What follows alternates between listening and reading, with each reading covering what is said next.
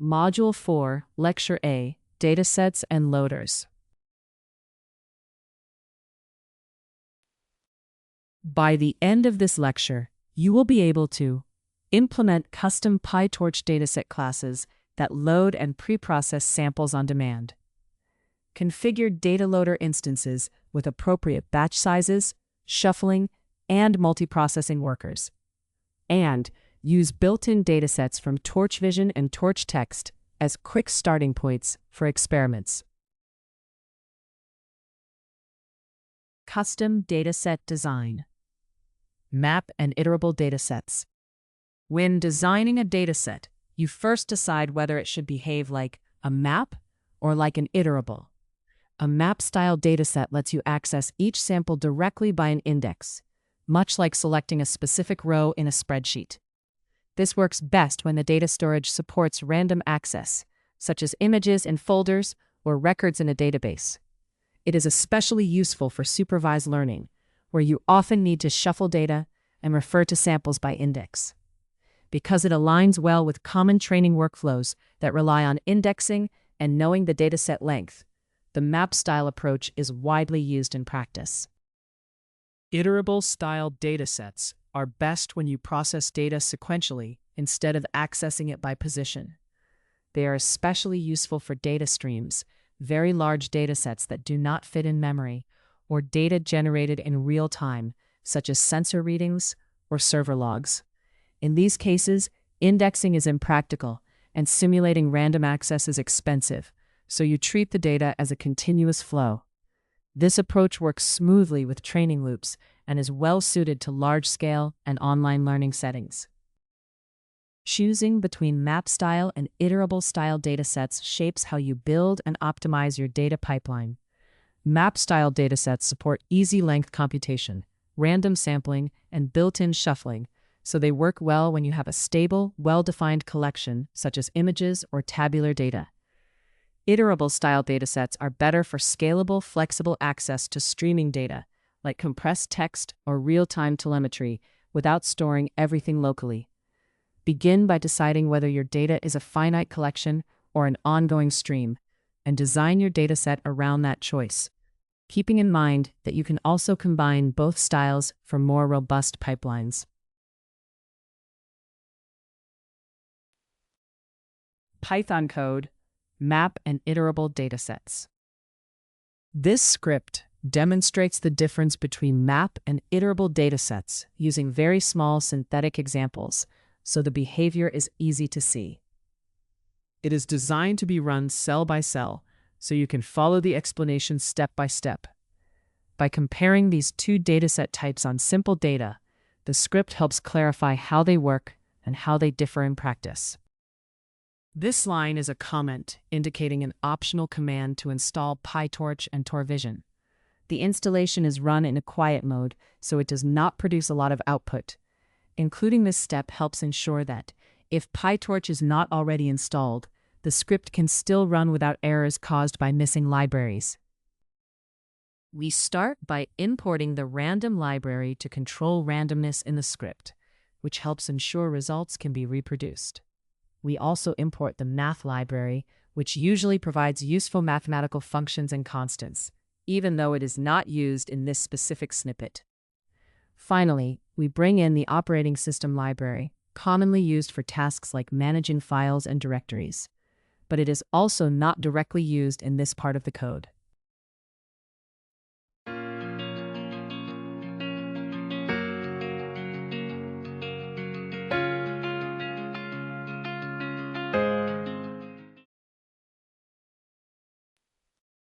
We start by importing PyTorch, which we use to build and train neural networks. From its utilities, we bring in the dataset class for creating indexable datasets.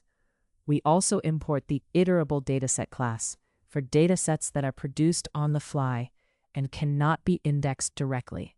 Finally, we use the Dataloader class to load data in batches, which makes working with large datasets more efficient during training. We first set the random seed in the standard random library to 0 so that any random operations give the same results every time we run the script, which is important for reproducibility. We then set the manual seed in PyTorch to 0 for the same reason, but specifically for PyTorch computations. Together, these steps ensure that all randomness in both Python and PyTorch behaves consistently across runs. This line displays the version of the PyTorch library that is currently installed. It provides a quick way to confirm which version you are using. Knowing the exact version is important because it can affect compatibility with other tools and help with debugging issues. We define a class called SquareMapDataset that inherits from the standard PyTorch dataset class and behaves like a map-style dataset, meaning it supports indexing and has a fixed length. During initialization, we set a maximum integer value called the maximum n, which by default is 10. This value controls how many items the dataset contains, effectively setting its size. We store this maximum so we can later use it to report the dataset's length and to check that any requested index is within the valid range when accessing individual items.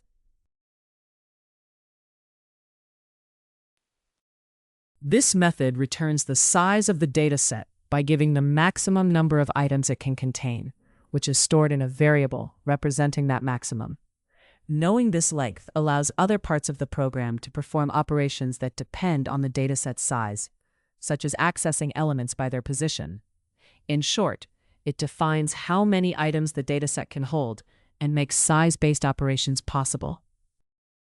This method retrieves a data item using an integer index and first checks that the index is within the valid range, raising an error if it is not. It then converts the index into a floating point tensor to serve as the input value, called x. Next, it computes the output value y by squaring x.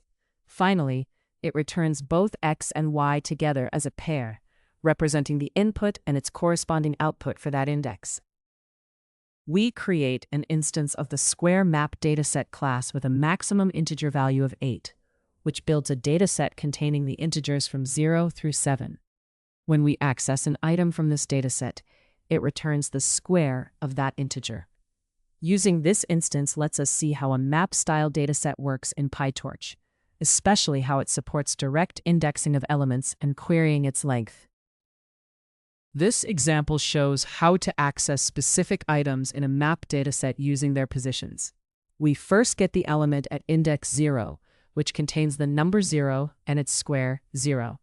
Then we get the element at index 5, which contains the number 5 and its square 25. This illustrates that the map dataset allows direct indexing, so we can quickly retrieve particular data points.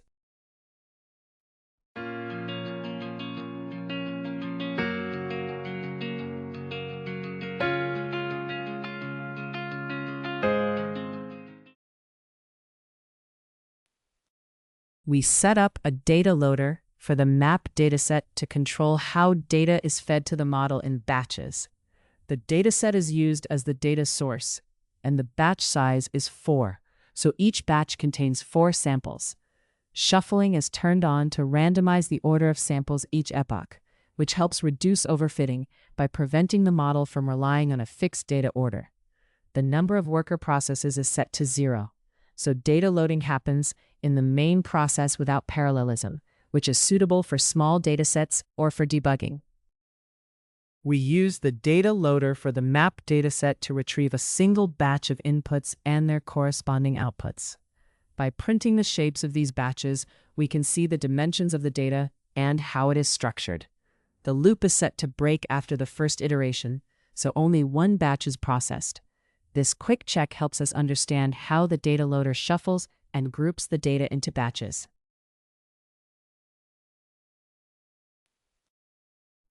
We define a class called SquareIterableDataset that inherits from PyTorch's iterable dataset type, meaning it is meant to be looped over rather than accessed by index. In its initialization method, it takes 2 parameters, start and stop, which default to 0 and 8, and define the numeric range the dataset will cover. The superclass initializer is called to set up the iterable behavior correctly, and the start and stop values are stored as instance variables, so the dataset can generate numbers within this specified range when it is iterated over. This method creates an iterator for the dataset by looping through numbers from a defined start value to a stop value. For each number, it converts the value into a floating point tensor called x. It then computes y as x multiplied by itself, so y is x squared. The method yields each pair of x and y, allowing the dataset to be processed one example at a time in a streaming manner. We create a square iterable dataset with a start value of 0 and a stop value of 8, so it generates numbers from 0 up to but not including 8. For each number, the dataset also produces its square, forming pairs of values as individual data samples. When we iterate over this dataset, it yields these number and square pairs one by one. This approach is useful when processing data in a streaming way, without needing to know the total dataset size in advance. We set up a data loader to handle an iterable dataset and control how data is grouped into batches.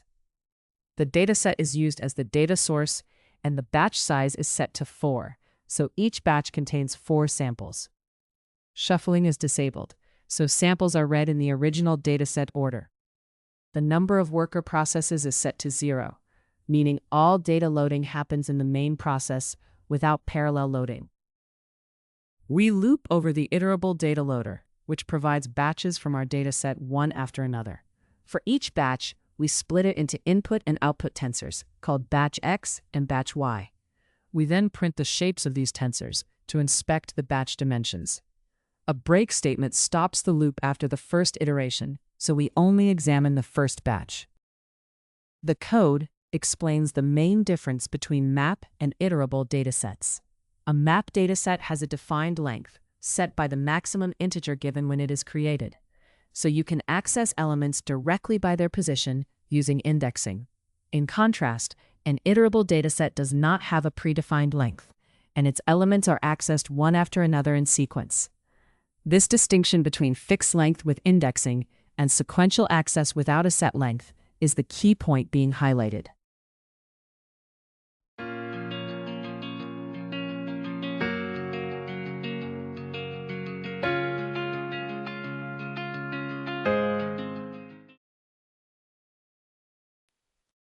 This script compares map and iterable datasets in PyTorch. A map dataset lets you access each item by index, such as a number and its square, and it supports shuffling when loaded in batches. An iterable dataset instead generates numbers and their squares in order, does not allow indexing, and does not support shuffling. When both are loaded with the PyTorch data loader, the map dataset produces randomly ordered batches, while the iterable dataset produces data in a fixed sequence. The main point is that map datasets provide random access and shuffling, whereas iterable datasets provide a simple sequential flow of data. Core dataset methods. When building a custom dataset class, you mainly need 3 methods: one to initialize the dataset, one to report its length, and one to retrieve individual samples. The initializer configures the dataset, sets up indexing, and prepares any required internal state. It may, for example, scan folders for data or pre-process text into tokens.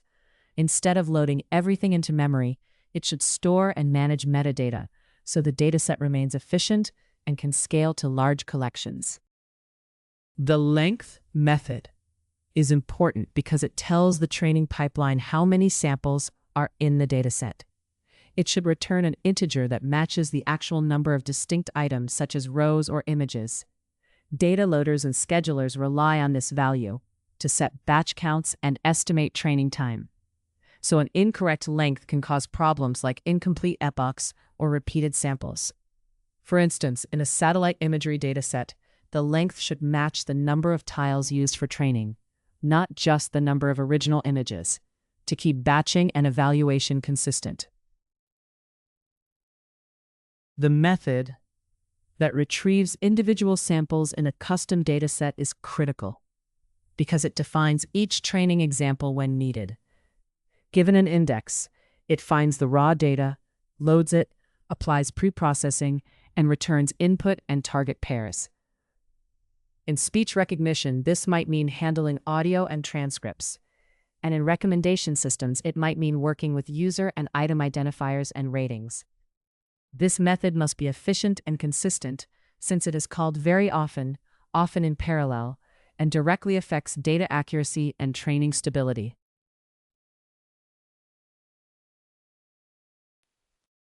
Python code, core dataset methods.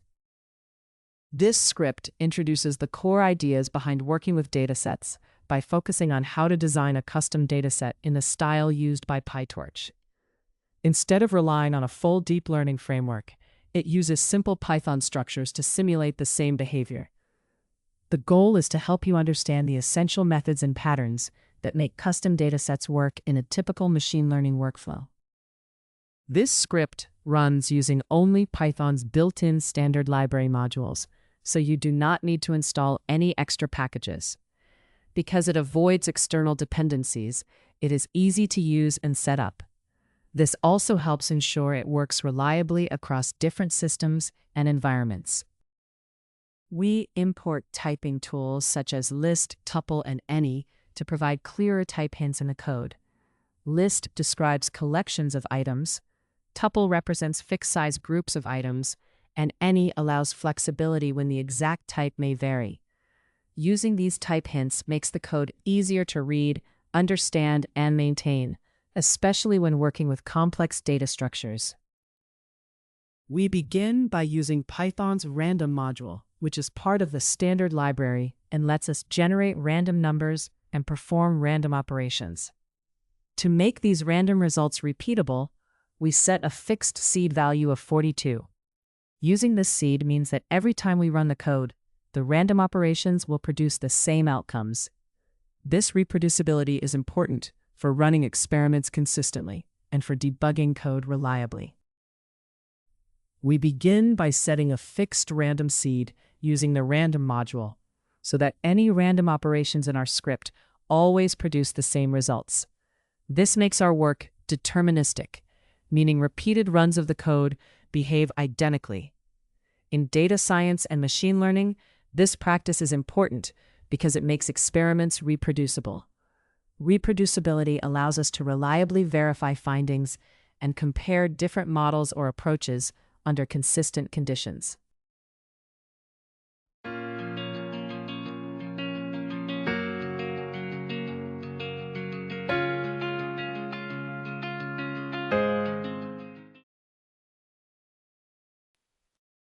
Tiny number dataset is a custom dataset class that stores a list of integers and can optionally apply a transformation to each one.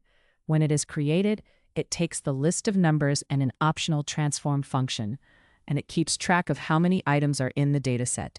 It provides a way to get the total length of the dataset and a method to access an individual item by its index, checking that the index is valid. For each requested item, it retrieves the number, determines whether it is even or odd, applies the transform if one was given, and returns both the process number and its even or odd label as a pair. The class initialization method takes a list of integers and an optional transform function. It stores the list internally, so the dataset can manage and access these values later. When data is retrieved, the transform function, if provided, is applied to each number. This allows flexible manipulation or preprocessing of the stored integers during access. This line of code stores an optional transformation function inside the dataset object, so it can be applied to each data sample when that sample is retrieved. Keeping the transform as an instance variable lets the dataset handle preprocessing or data augmentation automatically. This approach makes the design modular and reusable, because you can change or replace the transform without touching the main dataset logic. Here we compute how many numbers are in the dataset and store that count as a property of the class. This gives us the dataset length once, up front, instead of recalculating it each time. By saving this value, we can quickly and efficiently access the size of the dataset whenever it is needed. This method is used to find the size of the dataset by returning the total number of samples it contains. It does this by reading a length value that was already computed and stored. Using this approach makes it quick and consistent for any part of the code to check how many samples are available for indexing. This method retrieves a data sample by its index while enforcing safe access. It first checks whether the index is within the valid range of the dataset size. If the index is outside this range, it raises an index error instead of trying to read invalid data. This early check helps protect the integrity of data retrieval and prevents errors from accessing out-of-bounds entries. In this step, we look up a specific number in our dataset by using its index in the list. This gives us the raw input value that matches the position we requested. Retrieving this exact value is important because it serves as the starting point for any later processing. From here, we can apply transformations or use the value to generate labels and continue building our model or analysis. We create a target label that tells us whether each number is even or odd. To do this, we check if the number divided by 2 leaves a remainder of 0. If it does, we label it as 1 to indicate an even number. If it does not, we label it as 0 to indicate an odd number. This gives us a simple binary classification for every number in the dataset. In this part of the code, we first check whether a transform function has been provided, and if so, we apply it to the current input value. This lets us modify the data, for example by scaling or normalizing it, before any later steps. Using this approach keeps the core dataset structure unchanged, while still allowing flexible pre-processing for different needs. This code returns a pair made up of an input number from the dataset and its target label. The number may first be modified by a transform function if one is provided. The label is assigned by checking whether the number is even or odd, with even numbers labeled as 1 and odd numbers labeled as 0. This input and label pair is then passed on for later processing or analysis.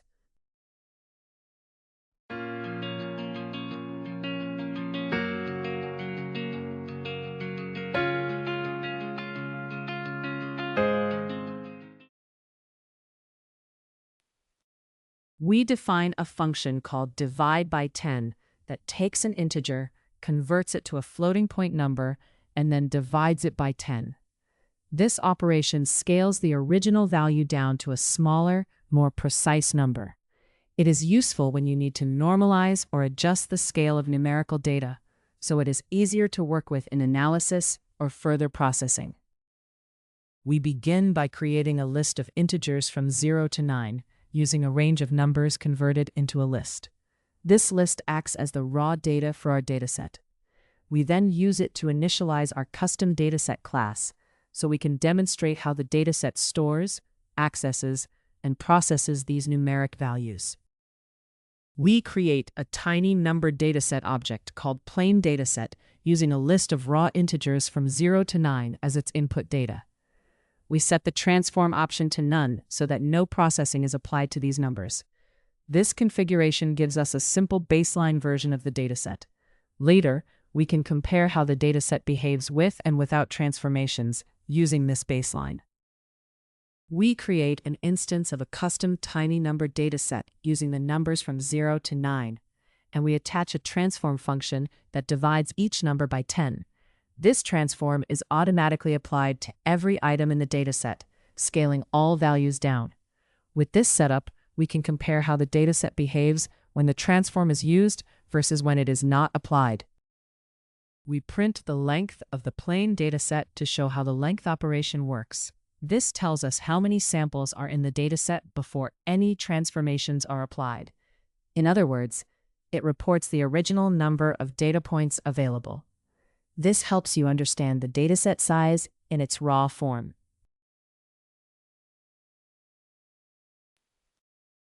We print the length of the scaled dataset to verify how many samples it contains. This uses the length method defined in the dataset class, which reports the total number of available samples. By checking this, we confirm that applying the scaling transform did not change the dataset size, and that it still matches the original list of numbers. We loop over the first 3 indices of the dataset, and for each index, we request a sample from the plain dataset. This is done by calling its item retrieval method, which returns a pair of values. The first value is the raw number, and the second is its label indicating whether the number is even or odd. By examining these initial samples, we can see how the dataset's retrieval logic works in practice. We take a sample from the scaled dataset using the current index, which gives us an input value and its label. The input value is then transformed by dividing it by 10, following the defined transform rule. The label tells us whether the original number was even or odd. Finally, we store this transformed input and its label for later use or comparison. The code prints a side-by-side comparison of dataset samples at each index. For each position, it first reports the current index being processed. It then shows the original sample, which is the raw number and its label indicating whether it is even or odd. After that, it displays the scaled version of the same number, transformed by dividing by 10, along with the same even or odd label. This setup makes it easy to directly compare the unscaled and scaled data for each sample.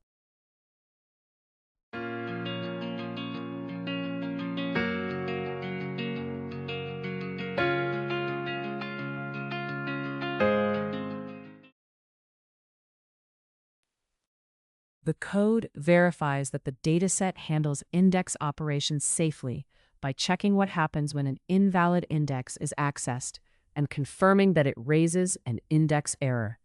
It also checks that calling the dataset's length method returns an integer. Together, these checks confirm that the length method works correctly and that the dataset can safely manage index access. This script shows how to build a simple custom dataset class in a PyTorch-like style using plain Python. The class, called TinyNumberDataset, stores a list of integers and an optional transformation function, and provides methods to get the dataset length and to retrieve items by index.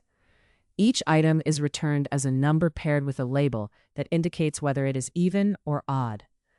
The script creates one dataset with the original numbers and another where each number is divided by 10, then prints their lengths and the first few items to compare the plain and transformed data. It also verifies that trying to access an out-of-range index raises an index error, illustrating basic error handling for dataset classes used in machine learning workflows. On-the-fly transforms. When building a custom dataset, it is often best to keep a single original version of the data and apply transformations only when each sample is requested. In this approach, the dataset object handles tasks like resizing or normalization on the fly, instead of storing many preprocessed copies. This is especially important for large datasets, such as collections of images or audio, where saving every variant would require too much storage. For example, in medical imaging, you can store high-resolution scans and let the dataset automatically adjust each image as needed, ensuring consistent preparation without excessive space use. On-the-fly transforms build preprocessing directly into your dataset, so you can change how data is prepared without touching the original files. This makes it easy to swap or combine different transformations, such as moving from simple normalization and cropping of satellite images to adding color or geometric changes. In language tasks, you might start with tokenization and lowercasing, then later include subword segmentation or stopword removal. Overall, this dynamic setup lets you quickly adjust preprocessing, rerun training, and study model behavior while keeping the raw data intact. On-the-fly transforms, combined with batching and parallel data loading, improve both training speed and model generalization. By applying random changes like crops or noise only when each sample is loaded, the model sees slightly different data every training run, which helps reduce overfitting. Multiple workers can handle these just-in-time transforms efficiently, making good use of modern hardware. This approach also keeps storage needs low, supports fast experimentation, and enriches the training data with varied examples.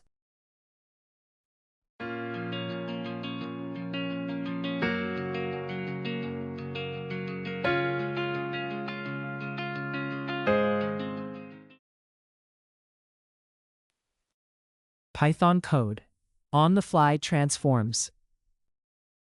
This script demonstrates how to apply data transforms on the fly using a small custom dataset. The dataset is defined in a simple way, and the transforms are not applied in advance. Instead, each transform is executed only when a sample is requested, so the data is processed dynamically at access time. The line with the exclamation mark is a shell command that installs TensorFlow version 2.20.0. Using this exact version helps ensure the script runs correctly and remains compatible with the rest of the code. Specifying library versions like this is a common way to avoid problems that can occur when a library is updated or changed. We begin by importing the random module from Python's standard library so we can control random number generation and make our experiments reproducible. We also import the operating system module, which would allow interaction with the system if needed, although it is not specifically used here. In addition, we bring in the math module, which provides mathematical functions and constants, but it is also not directly used in this script. Together, these imports prepare a controlled environment where randomness can be managed and system interaction remains possible if required. We begin by importing TensorFlow, which we use to build and train machine learning models. We also import NumPy, a library for working efficiently with large, multidimensional arrays and matrices. Together, these tools allow the script to handle data and perform the necessary mathematical computations in an efficient way. We begin by setting fixed random seeds using the random and numerical libraries so that any random operations in our script always produce the same results. Using the same seed value each time, in this case 42, makes the behavior of the code predictable. This reproducibility is important because it helps us debug more easily and verify that our results are consistent across different runs. This line of code displays the version of TensorFlow currently in use. It provides a quick check that your environment is running the expected version. Confirming the version is important because your code may rely on specific TensorFlow features or behaviors. Ensuring the correct version helps avoid compatibility issues in the rest of your program. We begin by creating a small synthetic dataset using a numerical range function that produces the numbers from 1 through 10. These values are stored as floating point numbers rather than integers. This simple sequence will act as the base dataset that we will later modify and transform in the rest of the script. The on-the-fly transform class is used to apply data transformations as they are needed. During initialization, it takes a scale value and a noise standard deviation and converts them to floating point numbers for precise calculations. The scale value controls how much the input data is multiplied, and the noise standard deviation controls how much Gaussian noise is added. This setup supports flexible data augmentation, which is especially useful when training machine learning models.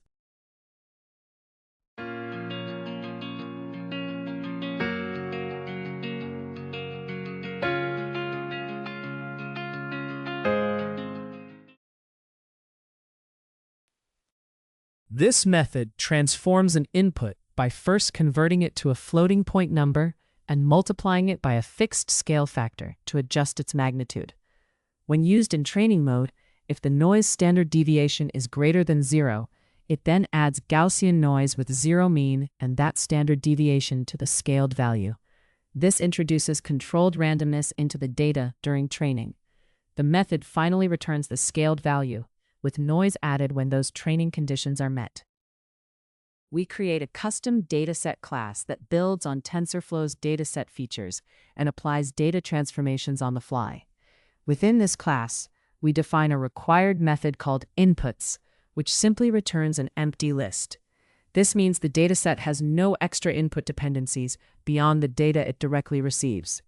With this setup, the dataset can dynamically transform data as it is accessed, providing flexibility for both training and evaluation.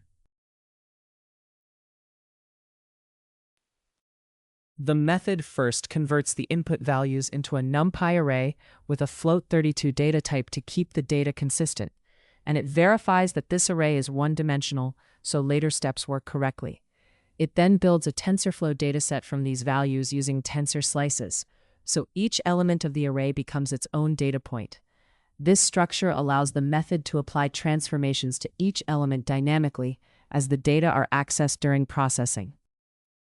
We define a map function that applies a transformation to each element in the dataset. Inside it, we use a TensorFlow mechanism that wraps a regular Python function so we can run arbitrary Python code within the TensorFlow graph. The wrapped function takes a value, converts it to a NumPy array, applies the transform in training mode, and returns a result as a 32-bit floating point number. We then set the output shape to be a single scalar value. Finally, the map function returns both the original input and its transformed version as a pair. The code takes a base dataset and applies a transformation function to it using a mapping operation. This mapping function processes each element of the dataset and converts it according to the specified logic. The outcome is a new dataset in which every element has been transformed. This transformed dataset is then returned for further processing or iteration. We set up a training-specific instance of the on-the-fly transform class that doubles each input value and then adds Gaussian noise with a standard deviation of 0.5. This means every data point is first scaled by a factor of 2 and then slightly perturbed by random noise. Introducing this controlled randomness simulates variability in the data and helps the model become more robust during training. In this setup, we create an instance of the on-the-fly transform class specifically for evaluation. It uses a scale factor of 2, so it doubles all input values. The noise level is set to 0, meaning no random noise is added. As a result, the transformation is fully deterministic and produces the same output every time, which is important for reliable and reproducible evaluation. We create a training dataset using our custom dataset class, built from the base values array. For this dataset, we apply a training-specific transform that scales the data and adds noise. We set the training option to true so that noise is actually injected during transformation. This controlled noise simulates real-world variability and helps make the model more robust. We begin by randomly shuffling the training data so the model does not pick up unintended patterns from the original order. A buffer size of 10 means that up to 10 items are held in memory at once while shuffling. Using a seed value of 42 makes this random order reproducible each time the code runs. After shuffling, we group the data into batches of 4, which lets the model process several samples at once and makes training more efficient. We build an evaluation dataset using our custom dataset class that does not use shuffling or noise, so results are consistent. The base data are the numbers from 1 to 10, and we apply an evaluation transform that simply multiplies each value by 2. Because the training flag is set to false, no noise is added at any stage. This design ensures deterministic outputs and allows us to reliably measure the model's performance under fixed conditions.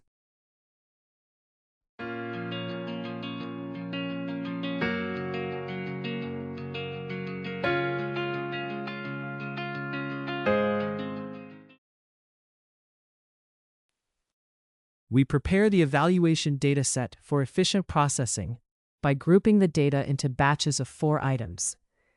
Batching lets us handle multiple examples at once instead of one at a time. This makes it easier to iterate over the dataset, especially when it is large. It also supports operations that can run in parallel, improving overall processing speed and efficiency. We begin by printing a short message to indicate that we are about to show some training batches with noisy transformations applied in real time. Then we loop over the first 2 batches of the training data, and for each batch we take the input values and their corresponding transformed outputs. We print the current step number, along with both the inputs and outputs, converting them to NumPy arrays so they are easier to read. This allows us to directly observe how the on-the-fly transformations, including added noise, are affecting the data during training. We start by printing a short message to signal that we are about to show evaluation batches that use deterministic transforms. Then we loop over the evaluation dataset, but only take the first 2 batches. For each batch, we unpack the original inputs and their transformed outputs. We print the step number along with these values so we can clearly see how the dataset is changed. This highlights the effect of the deterministic scaling applied during evaluation. This script shows how to perform on-the-fly data transformations in TensorFlow using a custom dataset class. It creates a simple dataset of numbers from 1 to 10, then applies different transformations for training and evaluation. During training, the data is scaled by 2 and Gaussian noise is added, while during evaluation, the data is only scaled without noise. The training data is shuffled and batched, and the evaluation data is just batched. When you run the script, you see 2 batches for each case, with noisy, variable outputs for training and consistent, noise-free outputs for evaluation, illustrating how dynamic transformations can simulate real-world training and testing conditions. Efficient data loader setup. Smart batching strategies. Choosing the right batch size for your data loader is important because it affects both training speed and hardware efficiency. If the batch size is too small, training can be slow and gradient updates may be unstable. But if it is too large, you can run into memory limits or be forced to simplify your model. The goal is to find a batch size that keeps your hardware well utilized, fits comfortably in memory, and produces stable updates. A practical approach is to start with a conservative batch size and gradually increase it while monitoring memory usage and training stability to reach good overall performance. When setting up smart batching, focus on grouping together data with similar sizes to reduce padding and make training more efficient. For image tasks, batch images with similar resolutions. For language tasks, use length-based buckets so that sentences of similar length are processed together. For audio tasks, batch clips with similar durations. These practices cut down on wasted computation and help make each batch more consistent, which can stabilize training. Shuffling works together with batching to improve training by randomizing the data order, which helps the model generalize and reduces overfitting. However, you must be careful because shuffling can break useful structures such as the natural sequence in time series data. In recommendation systems, it is important that each batch contains a diverse mix of users and items. Smart batching means choosing an appropriate batch size, reducing unnecessary padding, and tuning shuffling so that training is both efficient and effective, guided by metrics like iteration time and memory usage.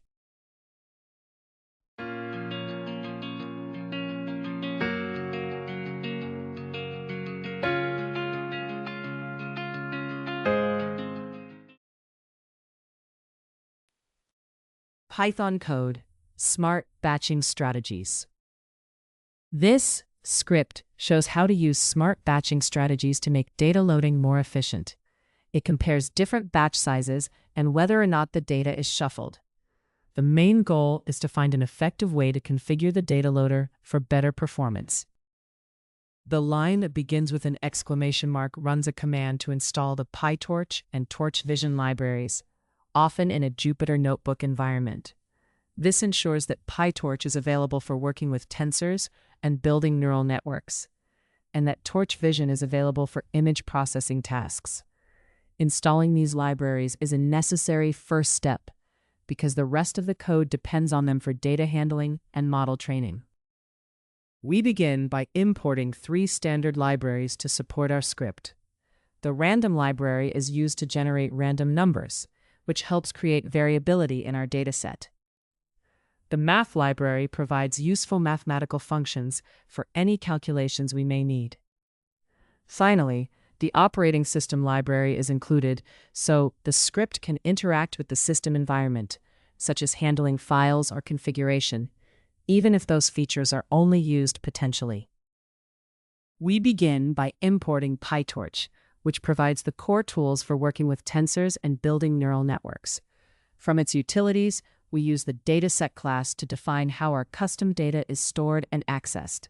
We also use the Dataloader class to handle loading the data in batches, which makes training more efficient. Together, these components let us organize and feed data into a neural network in a structured and scalable way. We start by setting fixed random seeds in both the random library and PyTorch so that any random operations behave the same way every time the code runs. This makes the results of our experiments consistent and repeatable. Reproducibility is important for verifying findings, comparing models, and making debugging easier. This code uses PyTorch to check whether a GPU with CUDA support is available. If a GPU is found, it sets the device to use CUDA, so computations run on the graphics card for faster processing. If no GPU is available, it falls back to using the CPU instead. This setup helps optimize performance, especially for large datasets or complex models. We define a class called Variable Length Dataset that extends the standard dataset class in PyTorch to handle samples with different lengths. During initialization, it sets the number of samples along with minimum and maximum sequence lengths. These settings control how many data points the dataset contains and how long each one can be. This design lets us generate sequences of varying lengths, which is useful for modeling real-world situations where input sizes are not fixed. The special length method is implemented to return the size of the dataset by simply giving back the value stored in the numSamples attribute, which represents the total number of samples. This method tells the data loader how many items it can iterate over. By knowing the dataset size, the data loader can correctly loop through and process every sample in the dataset.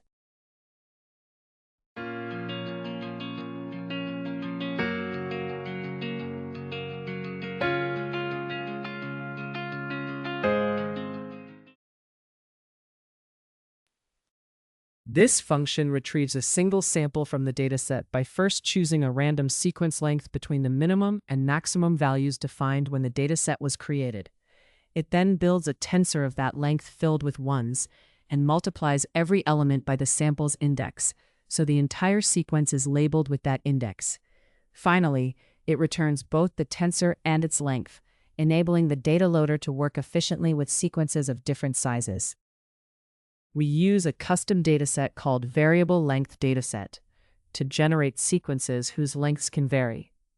In this example, the dataset contains 20 samples, and each sequence can be anywhere from 4 to 12 elements long. This setup lets us simulate data with variable length sequences, which is especially useful for experimenting with and evaluating different batching strategies during data loading. The pad collate function is used to process batches of sequences that have different lengths. It first separates the sequences and their lengths from the batch, then finds the longest sequence. Using this maximum length, it pads all shorter sequences so they match the longest one. This creates a uniform batch shape, which makes further processing easier and more consistent. We create an empty list to hold sequences after they are adjusted to the same length. For each sequence, we find how much shorter it is than the maximum length in the batch. If it is shorter, we make a zero tensor of that size with the same data type and attach it to the end of the sequence. This padding step extends every shorter sequence to match the maximum length. Each padded sequence is then added to the list so that all sequences in the batch have a uniform length. The code first stacks all padded sequences into a single batch tensor, combining them along the batch dimension. It then converts the list of sequence lengths into a tensor of 64-bit integers so they are compatible with PyTorch operations. After that, both the batch tensor and the lengths tensor are moved to the chosen device, such as a GPU, to improve performance. The function finally returns these two tensors for further processing in training or inference. We define a function that groups sequences into buckets based on their length. To do this, we create an empty list to store each data index along with the length of its sequence. We then loop through the dataset, retrieve each sequence, measure its length, and add a pair containing the index and length to the list. This organized list can later be sorted by sequence length to form efficient batches. The code sorts a list of tuples using the second element of each tuple, which represents sequence length. This organizes dataset indices by how long their sequences are. By grouping similar sequence lengths together, it becomes easier to form efficient batches. This reduces the amount of padding needed and helps use computational resources more effectively. We organize sequences by first creating an empty list to store buckets, where each bucket is a group of indices for sequences with similar lengths. We then move through the list of sequence lengths and steps defined by the chosen bucket size. At each step, we collect the indices in that range to form a new bucket. Each bucket is added to the main list, resulting in the dataset being divided into manageable groups of sequences with comparable lengths.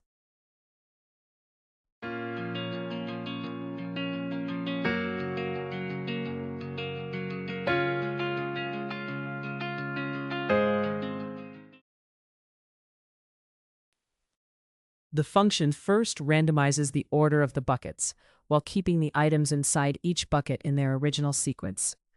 It then goes through each bucket and collects all their indices into a single list, effectively flattening the bucket structure. The result is one continuous ordered list of indices that preserves the internal order of each bucket, but introduces randomness in how the buckets themselves are arranged. This list can then be used to sample data in a way that respects the bucket organization while still adding variability. We create a small batch data loader that uses our variable length dataset and groups samples into batches of 2. The data is shuffled at the start of each training epoch, so the model does not pick up patterns from a fixed order. A custom collate function called padCollate is used to pad sequences so that all items in a batch have the same length. The number of worker processes is set to 0, so data loading happens in the main process without parallel workers.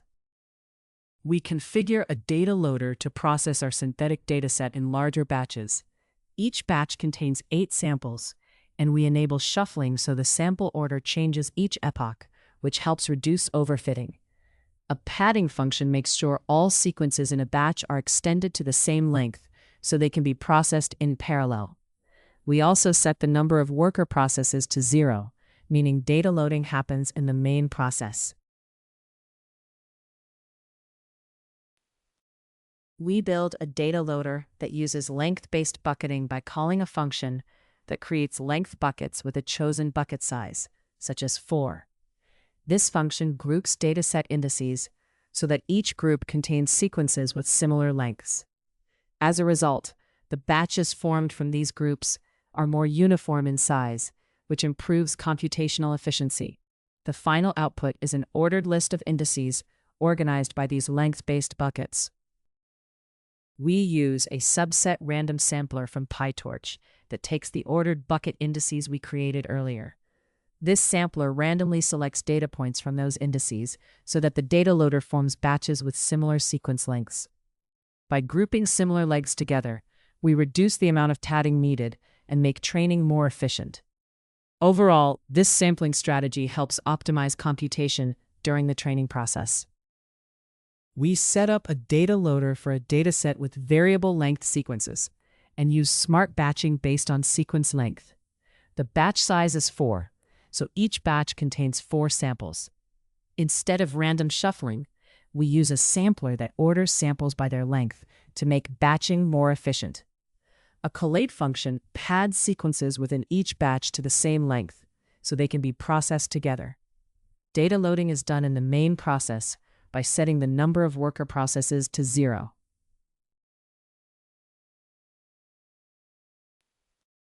The inspect loader function is used to quickly examine a few batches from a data loader. It begins by announcing which loader is being inspected, then loops over its batches up to a specified maximum. For each batch, it looks at the shape of the data and finds the minimum and maximum sequence lengths in that batch. It then prints the batch index, the data shape, and the range of sequence lengths, giving a concise overview of the structure of each inspected batch. We begin by printing the version of PyTorch in use to confirm compatibility and make debugging easier. Next, we check which device is available, such as a graphics processor or a central processor, to know where computations will run. This device information is important for performance because deep learning tasks can be processed much faster when they use a graphics processor instead of only the main processor. We inspect a few batches from each data loader to understand how they behave. First, we look at a small batch loader with shuffling, checking up to 3 batches to see the shapes and lengths and how shuffling affects small batches. Then we repeat this process for a large batch loader with shuffling, but only inspect 2 batches so we can compare how larger batches behave. Finally, we examine a bucketed smart batching strategy, again inspecting up to 3 batches to observe how grouping by sequence length changes batch composition and can improve efficiency.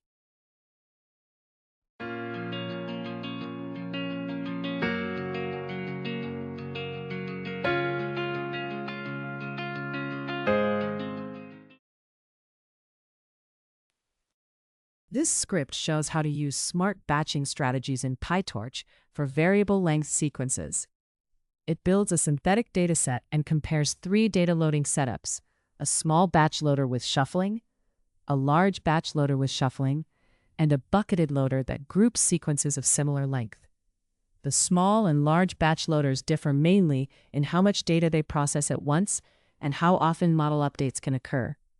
The bucketed loader reduces padding by keeping similar sequence lengths together, which improves efficiency.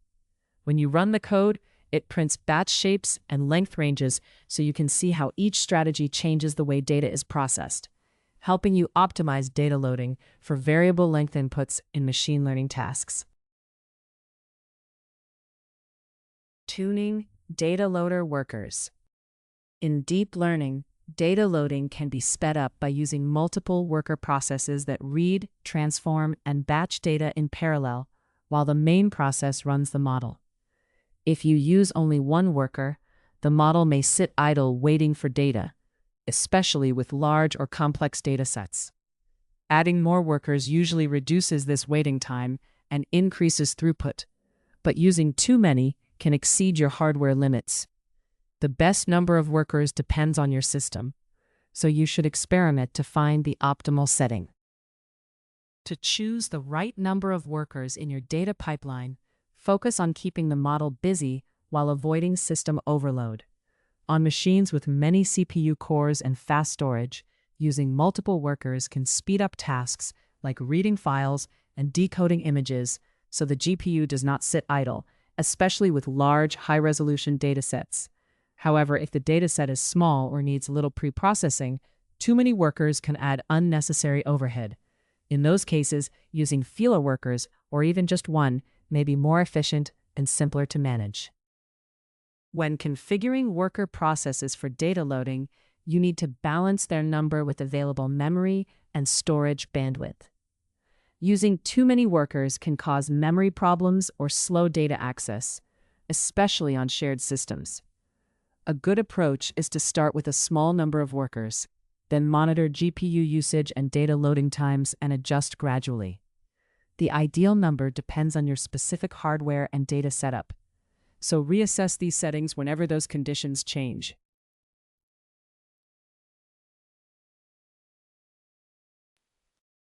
Python code, tuning data loader workers.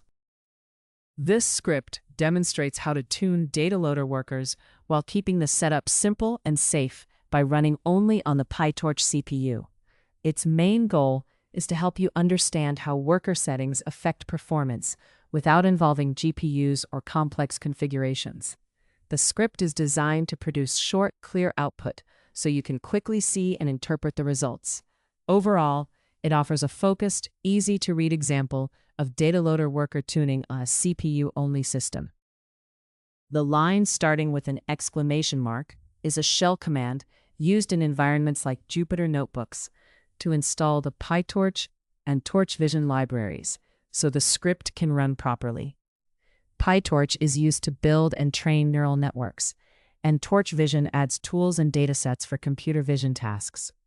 In this case, the command is commented out, which suggests it is optional or that the libraries have already been installed in the current environment.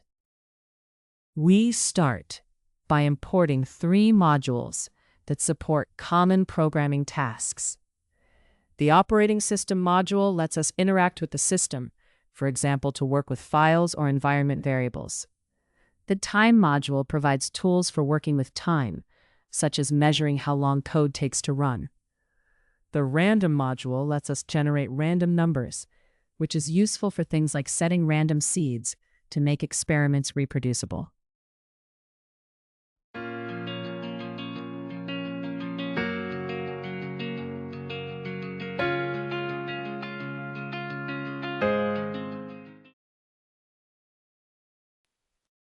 We start by importing PyTorch, which we use to build and train neural networks, along with its neural network module that provides the tools for creating and managing network layers.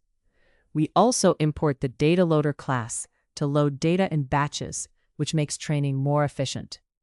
From the Torch Vision library, we bring in the Datasets module to access common datasets such as MNIST. Finally, we import the Transforms module, so we can apply operations like converting images into tensors before feeding them to the model. We set a fixed seed value, such as 42, so that any random operations in our code give the same results every time it runs. We first apply this seed to the general random library, so its random numbers are consistent.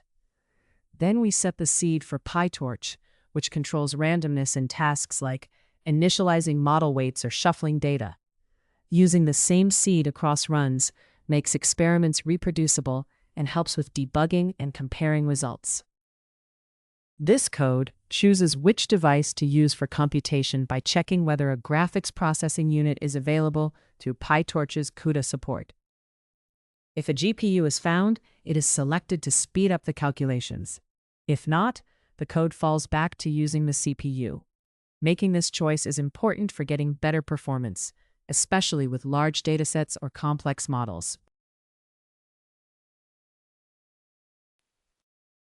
We use a simple image transformation built from a sequence of operations, including the 2-tensor transformation from the Torch Vision library. This step converts images into tensor form, which is the data structure used by PyTorch. Converting images to tensors is essential because it puts the data into a format that PyTorch models can process efficiently. Without this transformation, the images would not be ready for use in PyTorch-based workflows. This part of the code loads a subset of the MNIST dataset, which contains images of handwritten digits used to train image processing models. It stores the data in a folder named Data and selects the training portion of the dataset. If the data is not already in that folder, it will be downloaded automatically. A transformation is also applied so that the images are converted into tensors, the data format PyTorch uses for training models. To speed up processing, we work with a smaller subset of the training data instead of the full dataset. We choose a subset size of 2048 examples, but if the full training set has fewer examples, we use all of them instead. We then create a list of indices from 0 up to this subset size, and use those indices to select the corresponding training samples. This gives us a smaller, more manageable dataset that allows for quicker experimentation while still representing the original data. We use an assertion to confirm that the training subset has exactly the expected number of samples. This assertion acts as a checkpoint that automatically checks the subset size. If the size is wrong, the program raises an error, signaling a problem in how the data was prepared. This safeguard helps maintain data integrity before we move on to training the model. We build a simple neural network in PyTorch using a sequential container. The model first flattens each 28 by 28 image into a single vector of 784 values to feed into the linear layers. It then applies a linear layer that reduces these inputs to 32 features, followed by a ReLU activation to add nonlinearity. A final linear layer maps the 32 features to 10 outputs, one for each MNIST class. After defining the model, we move it to the chosen computing device, either a CPU or a GPU, depending on what is available. We use cross-entropy loss to measure how well the model's predictions match the true class labels in our classification task. Then, we set up an optimizer based on stochastic gradient descent, which updates the model's parameters during training. The model's parameters are passed into this optimizer so they can be adjusted. We also choose a learning rate of 0.1 to control how large each update step is in the optimization process.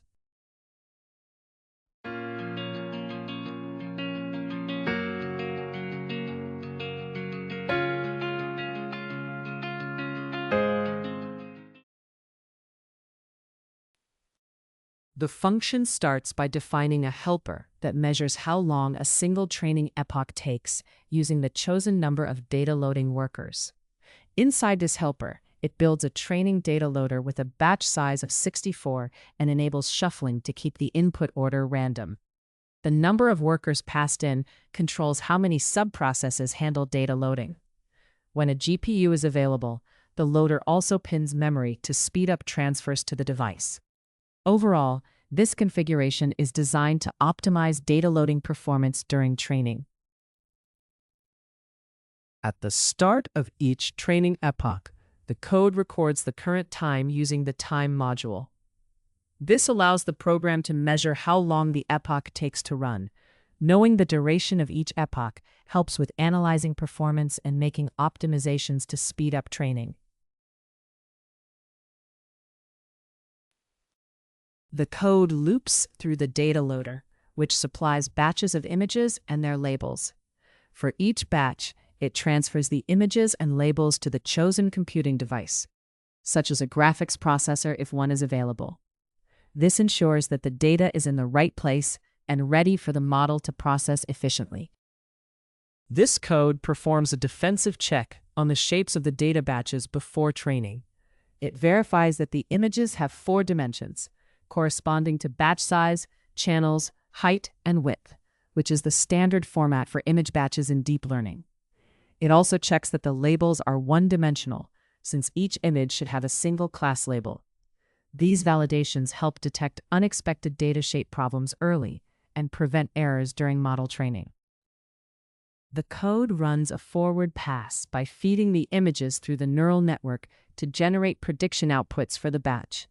It then computes the loss using a cross-entropy loss function. This loss is a single number that shows how different the model's predictions are from the true labels. In other words, it summarizes how well the model performed on that batch of images. In each training step, the optimizer first resets all gradients to 0, so they do not accumulate across batches. Then the backward operation is run on the loss, which computes how the loss changes with respect to each model parameter. This is the backpropagation step that lets the model learn from its errors. Finally, the optimizer updates the model's parameters using these gradients to move them in a direction that reduces the loss, completing one training iteration for that batch.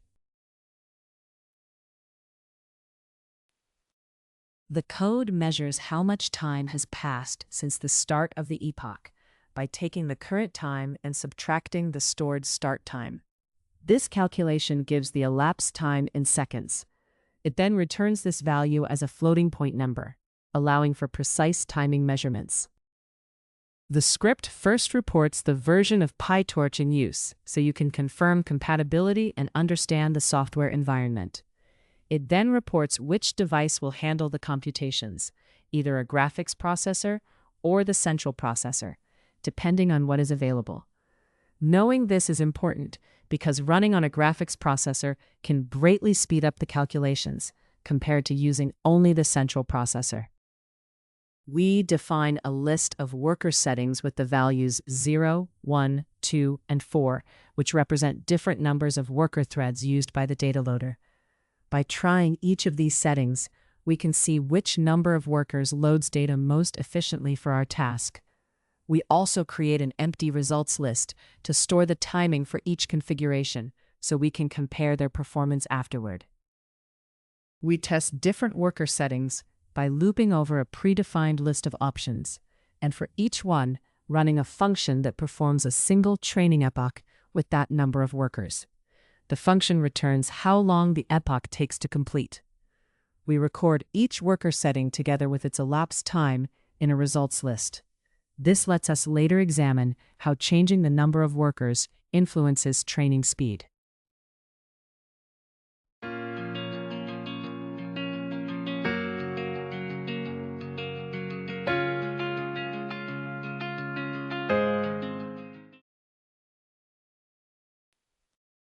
The code prints a short header and then goes through a list of results, where each entry contains a number of data loader workers and the time an epoch took with that setting.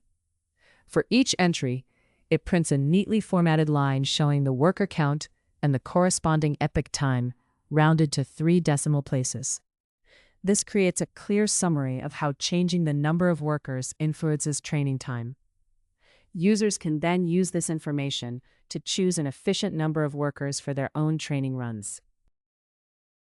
The final print statement gives beginners a simple way to interpret the timing results. It tells them to use these results to choose the number of worker threads that loads data the fastest. By selecting the worker setting that produces the shortest epoch time, they can optimize data loading. This, in turn, improves the overall efficiency of the training process. This script shows how changing the number of worker threads in a PyTorch data loader affects the time needed to process part of the NNIST dataset. It builds a simple neural network and runs one training epoch several times, each time using a different number of workers, 0, 1, 2, and 4. For each setting, it measures and prints how long the training pass takes. By comparing these times, you can see how adding more workers can speed up data loading and help you choose an efficient setting, especially for larger datasets or more complex models. Memory pinning and dropping. When you move from small experiments to serious GPU training, how data flows from disk to CPU and then to GPU becomes critical, and this is where memory pinning matters. Regular CPU memory can be moved or swapped by the system, which slows transfers to the GPU. But pinned memory stays fixed, so the GPU can access it more quickly. Using pinned memory in your data pipeline reduces the time the GPU waits for new batches, which is especially important for large models and high-resolution data.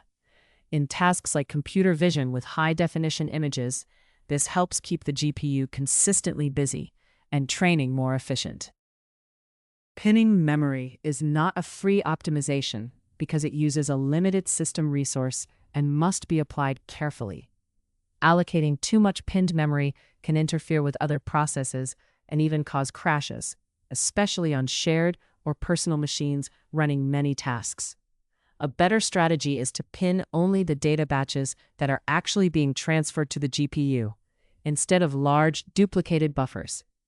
In natural language processing, this means using moderately sized pinned batches to gain speed, while avoiding batch sizes so large that they overload the system and cancel out any performance benefits. During training, it is important to free memory after each batch so the system stays responsive and stable. Each batch should be treated as temporary. Load it, optionally pin it, move it to the GPU, then let it be discarded so it can be reclaimed by garbage collection. If you keep references to batches for logging or debugging and do not release them, memory can slowly build up and eventually cause failures. A disciplined load and dispose cycle is especially critical for long-running or streaming workloads, such as recommendation systems, to avoid slowdowns and memory errors over time.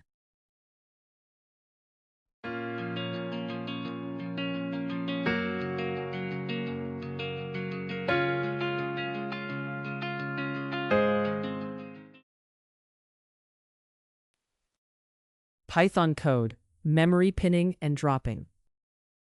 This script demonstrates basic memory pinning in data loading. It compares how data loaders behave when memory pinning is enabled versus when it is not. It also shows how to properly drop batches after they are used. Overall, it provides a simple example of how memory pinning affects data loading and batch handling. This section explains that if you are working in Google Colab and need PyTorch, you may have to install it manually, along with Torch Vision. Colab environments do not always include these libraries by default. Installing them is important because the rest of the script relies on PyTorch for deep learning tasks. Without these installations, the code that follows will not run correctly. We start by importing 3 key libraries for our script. The operating system library lets us interact with the system, such as working with files or environment settings. The random library is used to generate random numbers, which is important for tasks like shuffling data or controlling randomness. The time library allows us to measure how long operations take, which is useful for timing code and benchmarking performance. We start by importing the Torch library, which we use to build and train neural networks. From Torch, we bring in the neural network module that provides the components needed to define and manage network layers. We also import the dataset class so we can create custom datasets by specifying how data is stored and accessed. Finally, we use the Dataloader class to load this data in manageable batches, which makes training and evaluation on large datasets more efficient. To make code produce the same results every time it runs, we use deterministic random seeds. We first set the seed in Python's random library, which controls the built-in random number generation. We then set the seed in PyTorch using its manual seed function so that random operations like weight initialization or random data generation are repeatable. This reproducibility is especially important when debugging or comparing model performance across different runs. This code chooses whether to run computations on a graphics processing unit or on the central processor. It uses PyTorch to check if CUDA support is available, which indicates that a compatible graphics card can be used. If a graphics card is available, it selects that device for faster processing. Otherwise, it falls back to the processor. This choice is important for improving performance, especially with large datasets or complex models. This code reports which version of the PyTorch framework is installed and which device, such as a GPU or CPU, will be used for computation. Checking this information helps you confirm that the expected PyTorch version is running. It also tells you whether your code will use hardware that may affect performance and compatibility. This part of the code defines a tiny dataset class that inherits from the PyTorch dataset class to create a simple synthetic dataset. In its initialization method, it takes 2 parameters: length, which sets how many samples the dataset contains, and features, which sets how many features each sample has. These values are stored as attributes of the class, so the dataset can be easily configured and reused later in the script. Overall, this class provides a convenient way to generate a fixed-size dataset with a specified feature dimension. This function specifies how to determine the size of the dataset by returning the total number of samples it contains. It does this by using the dataset's length attribute. Providing this information is essential because the data loading component relies on it to know how many samples it can loop through during iteration. This function produces one data sample at a time. It first creates a feature tensor filled with random numbers using the specified number of features and storing them as 32-bit floating point values. It then creates a label tensor by taking the sample index modulo 2, so the label is always 0 or 1, and stores it as a long integer type suitable for classification. Finally, it returns both the feature tensor and the label tensor together as a single data point.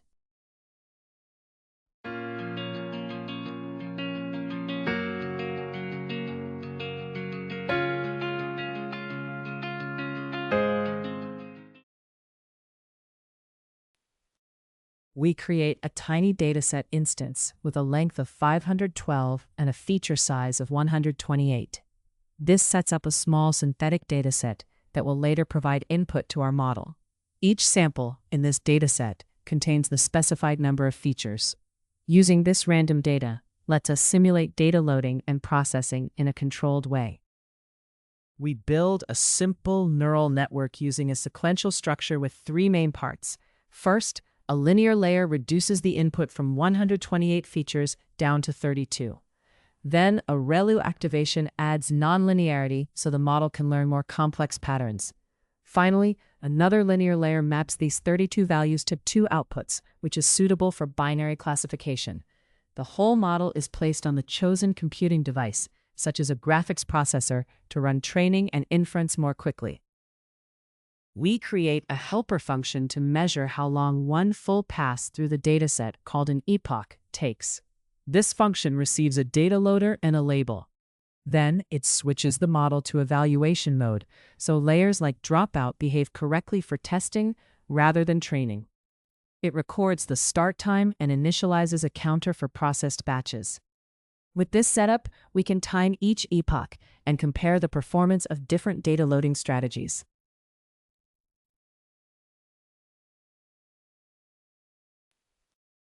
We process the data by looping over each batch from the data loader and splitting it into inputs and targets, assuming the first part is the input data and the second part is the target labels.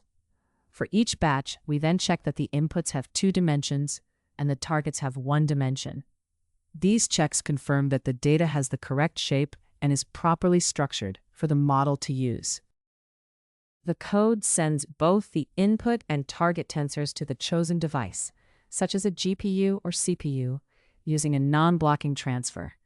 This means the data can be moved asynchronously, allowing data transfer and computation to overlap. As a result, the inputs and targets are ready on the selected hardware with fewer delays, which can improve overall performance. The code performs a forward pass through the model on the current batch of inputs, while gradient calculations are turned off. Disabling gradients reduces memory usage and speeds up computation, because the system does not need to track operations for learning. This setup is typically used during evaluation or inference, when you are only interested in the model's predictions and not in updating its weights. The result of this process is a set of outputs that represent the model's predictions for that batch. The code removes the variables that store the inputs, targets, and outputs, so their memory can be freed and reused. This cleanup step helps manage memory more efficiently during processing. After clearing these variables, the code increases the batch counter by 1 to record that another batch has been processed. To measure how long processing takes in an epoch, we subtract the start time from the current time to get the total elapsed time. We then report a message that includes the data loader label, how many batches were processed, and the elapsed time rounded to 4 decimal places. This summary makes it easy to compare the performance of different data loader configurations. We create a data loader to load our tiny dataset in batches for training. It uses a batch size of 64 samples and shuffles the data each time to help reduce overfitting. The number of worker processes is set to 0, so data loading happens in the main process without parallelism. Memory pinning is disabled, meaning it does not use pinned memory, to speed up transfers to the GPU, which is intentional for this baseline setup.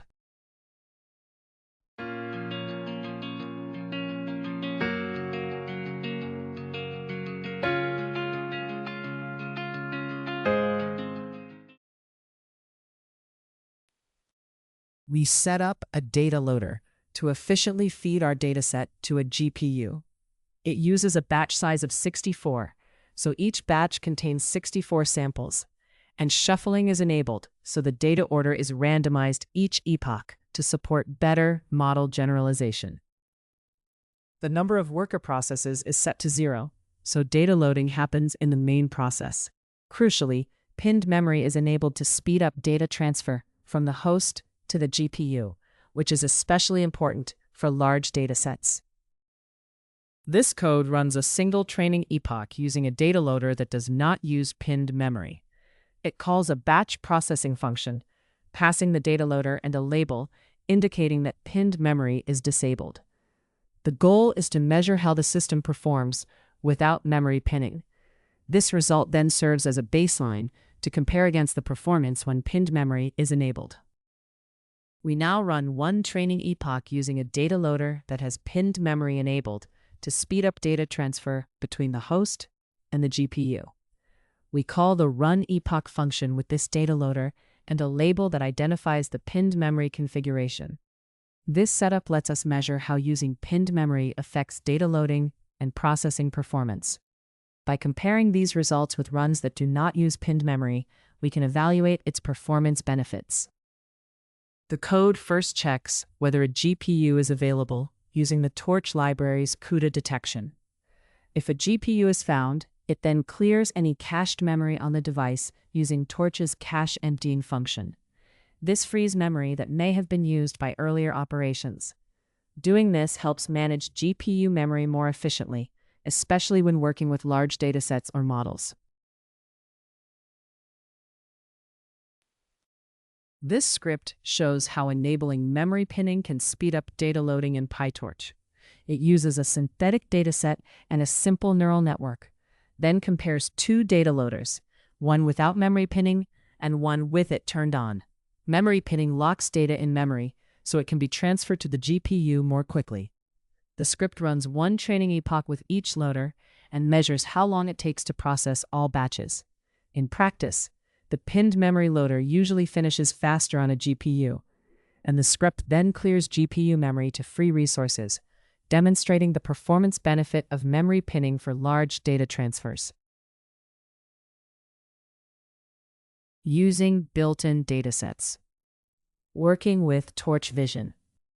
Torch Vision provides ready-made image datasets that let you quickly move from deep learning ideas to experiments.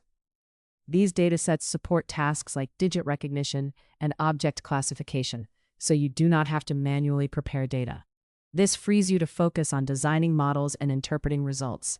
For example, if you want to study how convolutional networks distinguish different types of clothing, you can immediately start testing architectures using a fashion dataset from Torch Vision. Torch Vision datasets integrate smoothly with PyTorch because they plug directly into the data pipeline, including transformations and data loaders. Each dataset behaves like a collection of samples, so you can easily access images and labels and feed them into data loaders that handle batching and shuffling on anything from a laptop to a multi-GPU server. You can also define pre-processing steps, such as resizing and normalization within the dataset itself, which ensures consistent image transformations. This consistency is especially important in areas like medical imaging, where reliable pre-processing strongly affects model performance. Torch Vision offers access to complex, realistic datasets that include challenges like multiple objects, changing lighting, and cluttered backgrounds. These datasets help test whether models that perform well in academic settings can also handle real-world conditions. Teams in areas such as autonomous driving or manufacturing can start with public datasets to develop and refine their models before moving to their own data. By providing shared benchmarks, Torch Vision speeds up development and makes it easier to compare models across different projects and research groups, supporting a more transparent scientific process.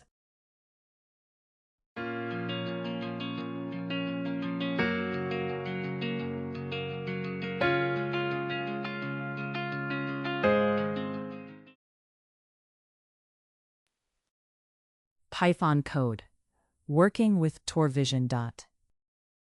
This script introduces the basics of using Torch Vision datasets, focusing on MNIST image data and simple image transforms. It is designed to help you see how datasets are defined and how data loaders work in practice. By studying this example, you can learn the core ideas behind loading and preparing image data for further processing or model training. The command with the exclamation mark installs the PyTorch library along with Torch Vision and Torch Audio. These packages provide tools for deep learning, image processing, and audio tasks in Python.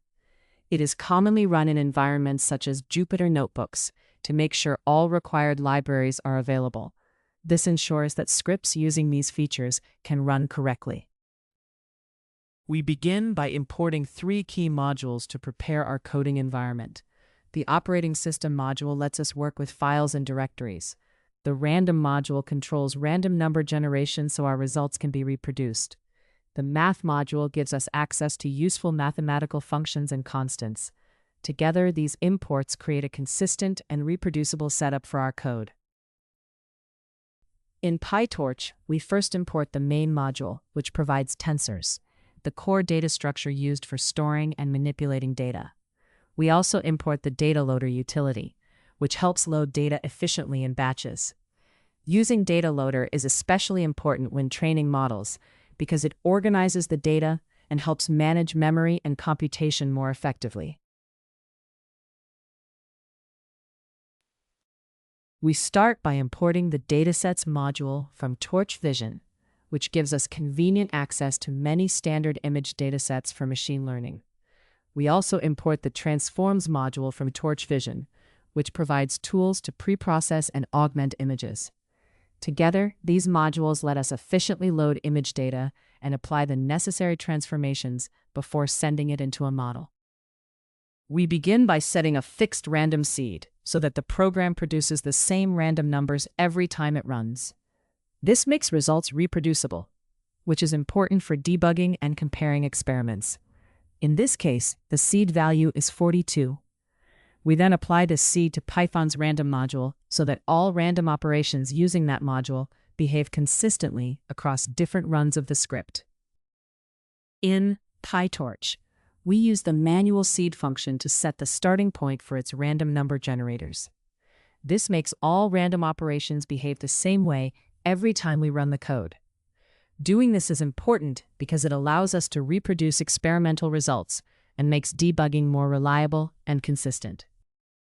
This code checks whether the system has a CUDA-capable graphics card, and if so, uses it for computations.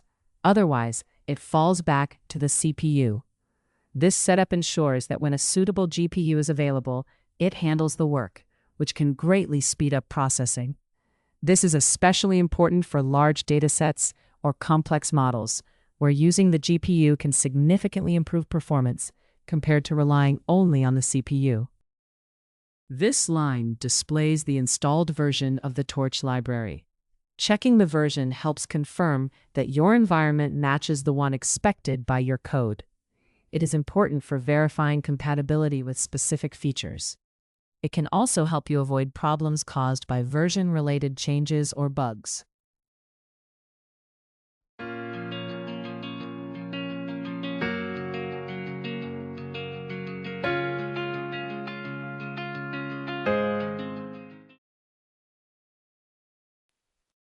For MNIST images, we use a transformation pipeline that prepares the data for PyTorch.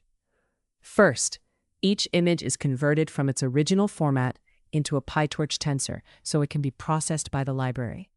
Then we normalize the pixel values so they have a specific mean and standard deviation that are standard for the MNIST dataset. This normalization keeps the input values on a consistent scale and helps stabilize the learning process during training. This code defines where the MNIST dataset will be stored on your computer. It uses the operating system tools to combine the current working directory with a folder named for the MNIST data. The result is a local path that keeps the dataset files organized in one place. This makes the data easy to find and use for later processing steps. We set up the MNIST training dataset using the Datasets module from TorVision. We specify where it will be stored on disk, indicate that we want the training split, and allow it to be downloaded automatically if it is not already there. We also attach a transform pipeline that converts the images to tensors and normalizes them. This configuration prepares the data for efficient loading and processing in later steps.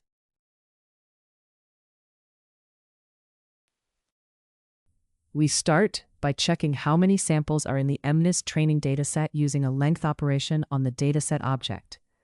This confirms that the data has been loaded correctly and tells us the size of the dataset we will work with. We then print the total number of training samples as a quick verification step. This helps ensure the dataset is complete and ready for further processing. We choose a subset size of 256 samples to work with a smaller portion of the dataset for quick experiments or testing. To avoid errors, we then check that this subset size does not exceed the total number of available samples.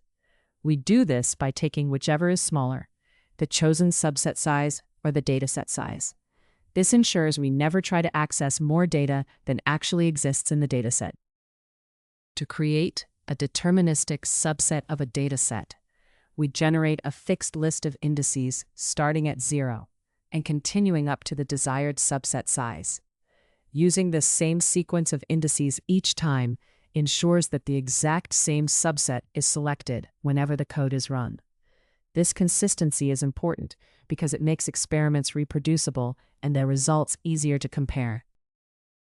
In this step, we create a smaller view of the original MNIST training dataset using the subset tool from the data utilities in Torch.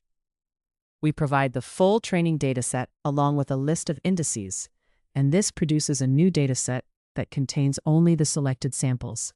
This lets us work with a reduced portion of the data while leaving the original dataset unchanged.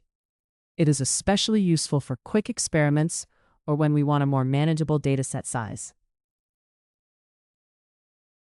The data loader controls how data is fed into the model during training. Here, the batch size is set to 32, so each batch contains 32 samples, which is a common balance between memory use and training speed. The number of workers is set to 0, meaning data loading happens in the main process without parallel workers. This simpler setup is often chosen when resources are limited or when ease of use is more important than maximum loading speed.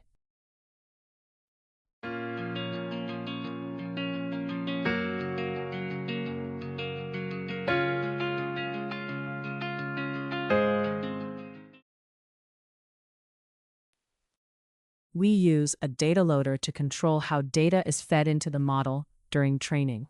It takes the subset of the dataset we selected and processes it in batches, where the batch size sets how many samples are handled at once. Shuffling is turned on, so the data order is randomized each epoch, which helps prevent the model from learning patterns based only on sequence. The number of worker processes is set to 0, so data loading happens in the main process, which is suitable for smaller datasets or limited hardware. We begin by taking a single batch of data from the data loader by advancing its iterator. This gives us a set of images along with their labels, which we can then use for processing or analysis. Working with one batch at a time lets us handle the dataset in smaller, manageable chunks. This approach is essential for efficient training or evaluation of models on large datasets. We start by unpacking the first batch of data from the data loader, which gives us both the images and their labels. By separating these into image data and label data, we can handle each part on its own. This separation is important because it lets us move the data to a specific device and then carry out analysis or training steps on the images and labels independently. We move each batch of images to the computing device, such as a graphics processor, to take advantage of faster calculations. The labels are also transferred to the same device. Keeping both the data and the model on the same hardware ensures smooth processing and prevents errors caused by using different devices.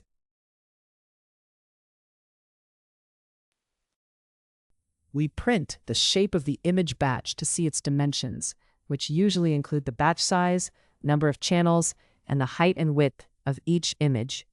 This tuple of values lets us confirm that the images are grouped correctly and that their sizes are consistent. Checking this shape is an important step to ensure the data matches the expected input format before further processing or training a model. We print the shape of the label batch to verify that the labels are grouped correctly. This check confirms that the data loader is creating batches with the expected number of labels. By ensuring the batch size is correct, we can be confident that the data pipeline is working properly. This is important for training models effectively and avoiding subtle errors in how the data is fed into the model. We begin by selecting the first image from the batch so we can focus on a single image tensor.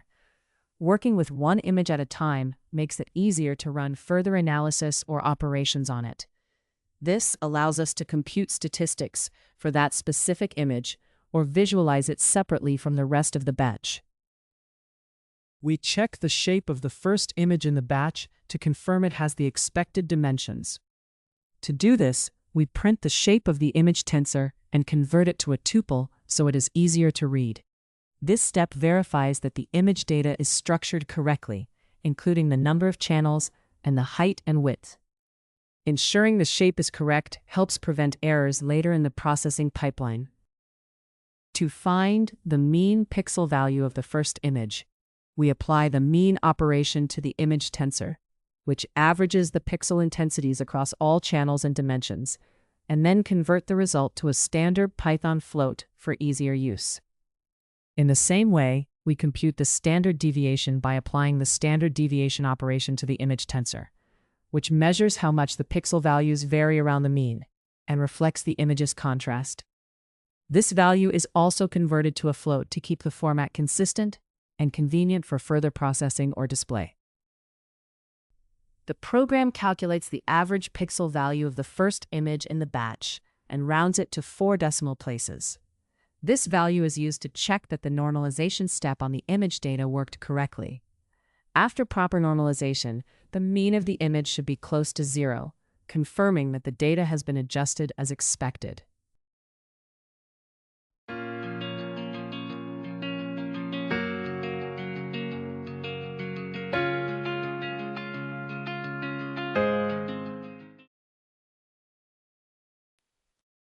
We calculate and print the standard deviation of the first image in the batch, rounding it to 4 decimal places for clarity.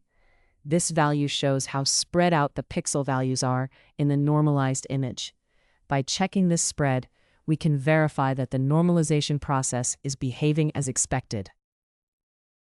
This step prints the first 5 labels from the current data batch, converting them into a simple list of integers, so they are easy to read. By looking at these values, you can quickly confirm that the data loader is grouping and shuffling the dataset correctly. It also gives you a brief check of what the actual label values look like in this batch. This script shows how to load and inspect the MNIST dataset using the TorVision library. It fixes a random seed for reproducibility, checks for a GPU, and defines a transformation that converts images to tensors and normalizes them. The code downloads the MNIST training data, reports how many samples are available, and then selects a small subset of 256 examples for quick experiments, wrapped in a data loader for batching and shuffling. It retrieves one batch, moves the images and labels to the chosen device, and prints their shapes along with the mean and standard deviation of the first image to confirm that normalization worked. Finally, it reads out the first few labels from the batch to give a quick sense of the data being processed. Working with Torch Text. Torch Text provides ready-made text datasets that make it easier to quickly move from an idea to a natural language processing experiment without heavy data preparation. These datasets support tasks such as sentiment analysis, topic classification, language modeling, and machine translation, and are already split into training, validation, and test sets. Because they share a consistent structure, Once you learn how to use one Torch text dataset, you can easily work with others and compare models across different tasks without relearning new data formats. Torch text's built-in datasets usually provide each example as a pair of raw text and a target label, such as a class or token sequence. This design separates data loading from pre-processing, so you can reliably access the original text and labels while choosing your own tokenization, numericalization, padding, and batching methods. For instance, in a sentiment classification task, you might receive each review as a string and its sentiment as an integer. Then decide how simple or advanced your tokenization should be. This clear separation makes it easier to experiment with different pre-processing strategies and can lead to better model performance. Torch text's built-in datasets make it easy to work on complex sequence tasks without collecting your own data. Language modeling datasets provide long text sequences for training models to predict the next word, while machine translation datasets offer aligned sentence pairs for testing encoder-decoder and attention-based models. You can quickly prototype ideas for applications like chatbots or summarization using these standardized, pre-cleaned datasets. Once your approach works well on them, you can confidently apply the same data handling methods to your own text.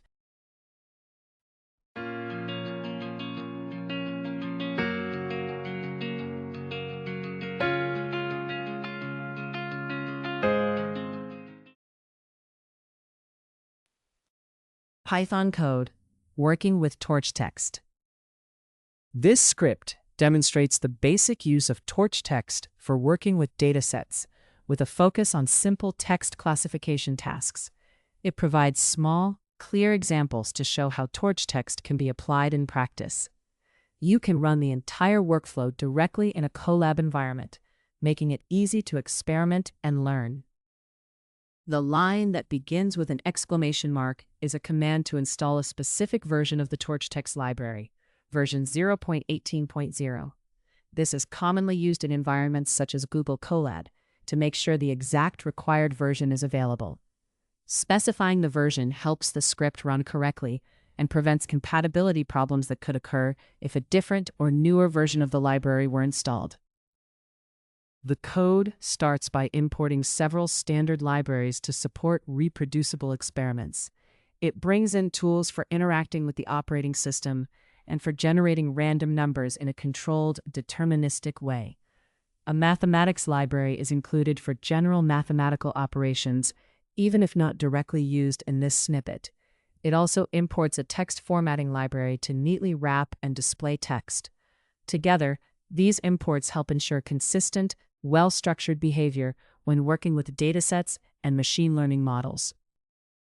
This script uses the Torch library to work with tensors and control where computations run. Torch makes it possible to perform operations on either the CPU or a compatible GPU.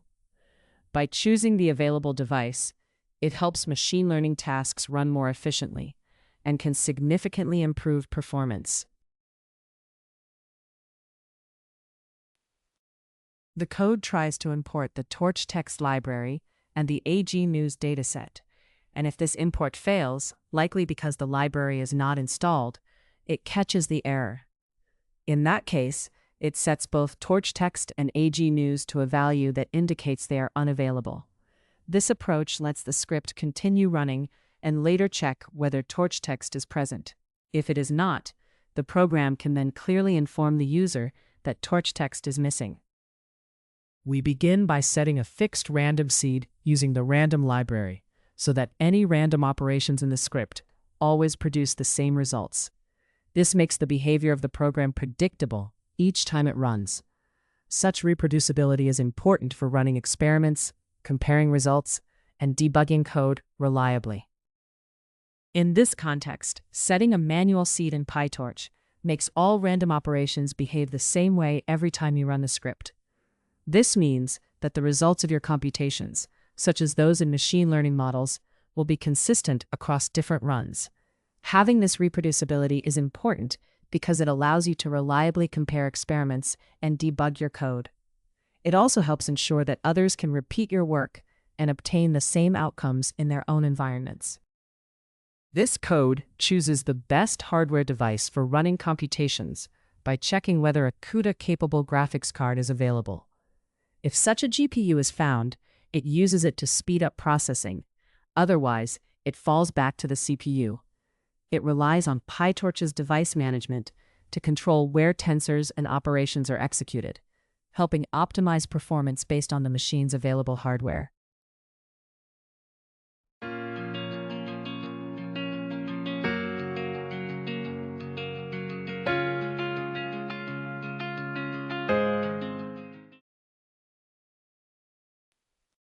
We use a helper function called printWrapped that takes a prefix, some text, and a width, and formats the text so it fits neatly within that width. It relies on the TextWrap library to break the text into lines that do not overflow the display area. After wrapping the text, the function prints it together with the prefix, so the message is clearly labeled and easy to recognize in its context. The script first checks whether the Torch text library and the AG News dataset are available. If either one is missing, it informs the user that Torch text is not available and suggests installing it. If both are present, the script continues running normally. This check helps avoid runtime errors and guides the user to fix missing dependencies before the rest of the code is executed. This code retrieves and prints the version number of the Torch library by reading its version attribute. Knowing the exact Torch version is important because different versions can behave differently. It helps you confirm which version is installed and can be very useful when checking compatibility or tracking down bugs. In practice, this simple check supports more reliable development and debugging. This code prints the version of the Torch text library being used. Knowing the exact version helps you check compatibility with your project and understand which features or fixes are available. By displaying the version, you can confirm that your environment matches the expected setup and avoid issues caused by differences between Torch text releases. We begin by loading a small training split from the AG News dataset using a Torch text utility. This dataset is a standard benchmark for text classification and provides pre-processed text that is easy to work with. By choosing the training split, we focus on the portion of the data used to fit models before they are evaluated on validation or test sets. This setup supports demonstrating text processing and model training workflows in a controlled, realistic environment. The code turns the training data iterator into a list, so the data can be accessed and manipulated more easily. Once it is a list, we can select only part of the data, for example, to use a small subset for demonstration. This conversion also allows operations like slicing, which are not directly supported when working with the iterator alone. The code takes the first 8 samples from the AG News training dataset to form a small subset for demonstration. This limited set makes it easier to show how the rest of the script works without handling the full dataset. Using this subset, the example illustrates basic steps for processing and analyzing text data with Torch text. The code first checks whether the selected subset of data is empty by looking at its length. If there are no elements, it reports that the dataset appears empty and stops further processing. If the subset contains data, the program continues with the next operations. This prevents errors that would occur if the code tried to process an empty dataset. The code takes the first sample from a small subset of the dataset and splits it into 2 parts, the label and the text. This separation makes it easy to access each component on its own. With the label and text available separately, you can then perform further processing or analysis on either part as needed. The code displays the label of the first sample in the dataset, converting it to an integer so it appears as a whole number. This helps ensure the label is shown in a clear standard format. Doing this is part of checking and verifying the data that will be used in the text classification task.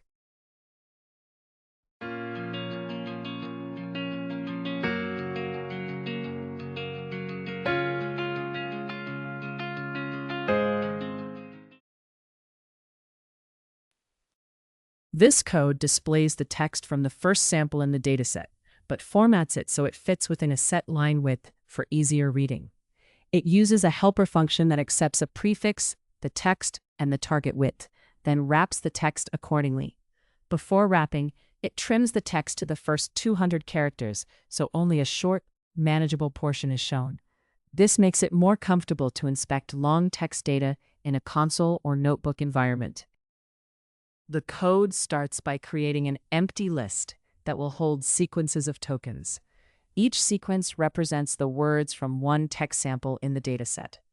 Organizing the data this way prepares it for later steps, such as building a vocabulary or turning each token into a numerical index. This structure makes it easier to process and analyze the text systematically. We process each label and its text by first converting the text to lowercase, so the tokenization is consistent. Then we split the text into individual words using spaces, creating a list of tokens for each example. These token lists are collected and stored, preparing the text data for later steps by breaking it into smaller, manageable units. We begin by building a dictionary that assigns each token a unique index called the vocabulary. This dictionary is initialized with a special padding token that is given the index 0. Using this padding token lets us extend shorter sequences so they all have the same length. This way, we can process batches of sequences uniformly without changing the actual data content. The code goes through each list of tokens and examines every token it finds. For each token, it checks whether that token is already in the vocabulary. If it is not, the code adds the token and assigns it a new index based on the current size of the vocabulary. This guarantees that every new token receives a unique, sequential identifier. The result is a mapping from each distinct token to a specific index, which is crucial for turning text data into numerical form for later processing. The code starts by creating an empty list that will hold indexed sequences, which are numerical versions of tokenized text. Converting tokens into numerical indices allows the text to be processed efficiently using tensor operations. This numerical form is essential because most machine learning models can only work with numbers, not raw text. Preparing the data in this way is a key step before feeding it into such models. For each sequence of tokens, the code looks up the index of every token in the vocabulary and collects these indices into a list. This is done using a compact mapping step that processes all tokens in the sequence. The list of indices is then converted into a long-type tensor, which is the format PyTorch expects for further computation. Each of these tensors is added to a list, creating a set of numerical representations of the original text data, ready for model input. The code finds the longest sequence length among all index sequences by checking the size of each one. It records the maximum length it encounters. This value is then used to pad all sequences so they share the same length. Having equal length sequences is important for efficient batch processing in machine learning tasks.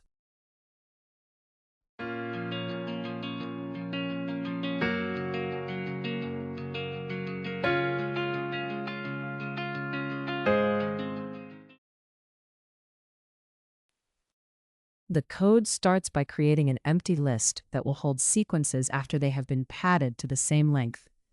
Padding means adding special tokens so that all sequences in a batch are equally long. This uniform length is important because many machine learning frameworks require it for efficient processing.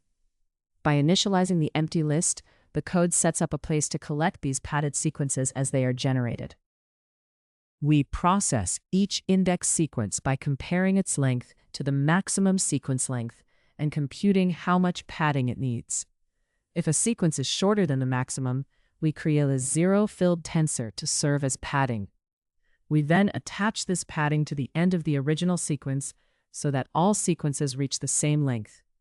Each padded sequence is added to a new list, which is then ready for further processing.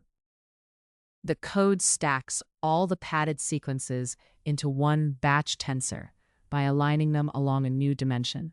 This combines the individual padded tensors into a single structure that the model can process at once.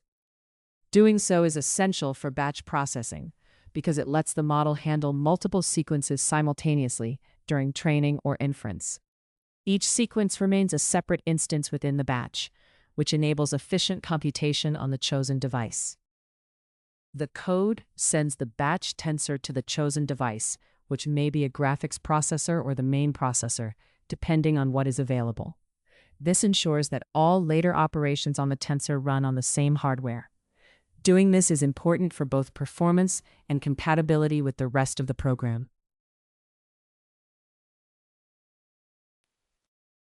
The code prints the shape of the batch tensor, which is a multi-dimensional array holding the padded sequences of token indices. This shape tells you how the data is organized after pre-processing. By checking it, you can confirm that all sequences have been padded to the same length. This ensures the data is consistent and ready for further processing or input to a model. We print the first row of indices from the batch tensor to show a small example of the numericalized and padded text data. This lets us confirm that the pre-processing steps worked as intended, and that the original text has been correctly converted into a sequence of numbers. By limiting the display to the first 10 indices, we get a brief, focused view of how the processed data is structured, without overwhelming detail. The code outputs the size of the vocabulary, meaning how many unique tokens were found during pre-processing. This number tells you how many distinct words or tokens appear in the dataset. It gives a quick sense of the dataset's complexity and how rich or varied the vocabulary is.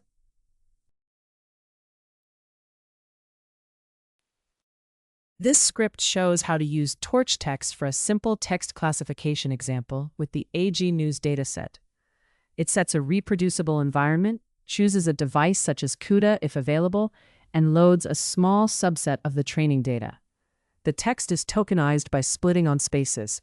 A vocabulary is built that maps each unique token to an index with padding, and the text samples are converted into index sequences that are padded to the same length. These sequences are stacked into a batch tensor, moved to the chosen device, and the script prints the batch shape, the first sequence of indices, and the vocabulary size. Overall, it demonstrates the basic pre-processing steps needed to prepare text data for later modeling in PyTorch. Managing dataset downloads. When using built-in datasets in deep learning libraries, you need to plan where the data will be downloaded and stored. These libraries usually fetch data from the internet once and then keep a local copy, so your storage location and network access matter. Setting a dedicated data directory on a reliable, fast drive helps avoid failed or corrupted downloads and makes it easier to manage files. This is especially important if you will work with several datasets over the course of a project or semester. Managing dataset downloads means deciding whether data should be fetched automatically or assumed to be already available. In shared environments, such as research labs with central storage, it is better to point tools to shared directories and turn off automatic downloads to avoid extra network use and keep data versions consistent. In contrast, for online courses, turning on automatic downloads can make it easier for learners to access the data, as long as they are warned about dataset sizes and expected download times. Careful management of dataset downloads is essential for versioning and reproducibility. Built-in datasets can change over time, so if team members download them at different moments without tracking versions, their results may not be comparable. To prevent this, record key details such as where the dataset is stored, when it was downloaded, and what pre-processing was applied. In more advanced setups, teams may keep a fixed version of each dataset in a central location, but even in small projects, maintaining clear records helps ensure experiments can be rerun later with consistent, reliable outcomes.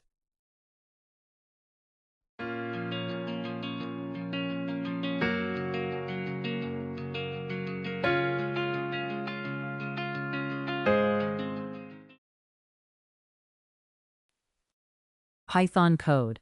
managing dataset downloads. This script demonstrates a simple way to manage dataset downloads. It uses the built-in MNIST dataset from TensorFlow in a safe and controlled manner. The main focus is on how to handle downloading the data, caching it locally, and reusing it efficiently. Overall, it shows how to avoid repeated downloads while keeping dataset access reliable. The line that begins with an exclamation mark is a shell command that installs TensorFlow version 2.20.0, rather than a piece of Python code. Using this command makes sure that the script runs with that exact TensorFlow version. This matters because different versions can change features or behavior. Specifying the version helps keep the environment consistent and prevents compatibility problems. We begin by importing 3 standard Python libraries that help us work with the system and data. The operating system library lets us interact with files and directories. The pathlib library offers a modern, object-oriented way to handle file paths and makes path operations easier to write and understand. Finally, the random library allows us to generate random numbers, which is useful for tasks such as setting seeds to make experiments reproducible. We begin by importing TensorFlow so we can use its tools for machine learning and deep learning. After importing, we immediately check which TensorFlow version is installed. This matters because different versions may offer different features or behave slightly differently. Knowing the version helps us make sure the rest of our code is compatible and works as expected.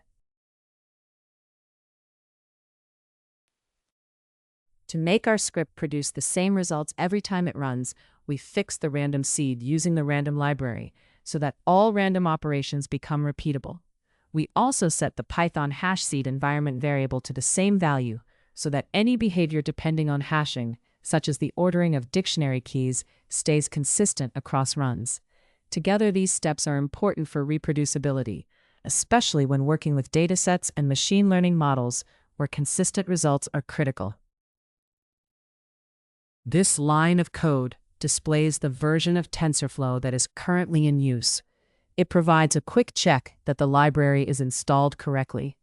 By confirming the version, you can be sure the script is running with the expected TensorFlow setup. We define a single base directory for all datasets using the pathlib library, naming it Data Download Demo. This creates a central location where every dataset file is stored. Keeping everything in one place makes the files easier to manage and access later in the script. It also helps maintain a clean and organized project structure, especially when working with multiple datasets. The code makes sure that a main folder for datasets exists before they are used. It uses a directory creation method that can also create any missing parent folders. A setting is enabled so that if the folder is already there, the code continues without an error. This setup provides a consistent, organized place to store datasets for later operations. This code prints the absolute path of the main directory where datasets are stored, so the user clearly knows where the data is located on the system. It resolves any symbolic links and returns the canonical path, meaning it shows the true, final location of the directory. This helps confirm the directory structure and prevents confusion that can arise from using relative paths. This helper function summarizes the contents of a directory. It takes a path and a label, checks whether the path exists, and if it does, collects all files and subdirectories inside it. If the path does not exist, it returns an empty list. It then prints a brief summary showing the label and how many items were found. This makes it easy to quickly see the state of a directory at different points in the script.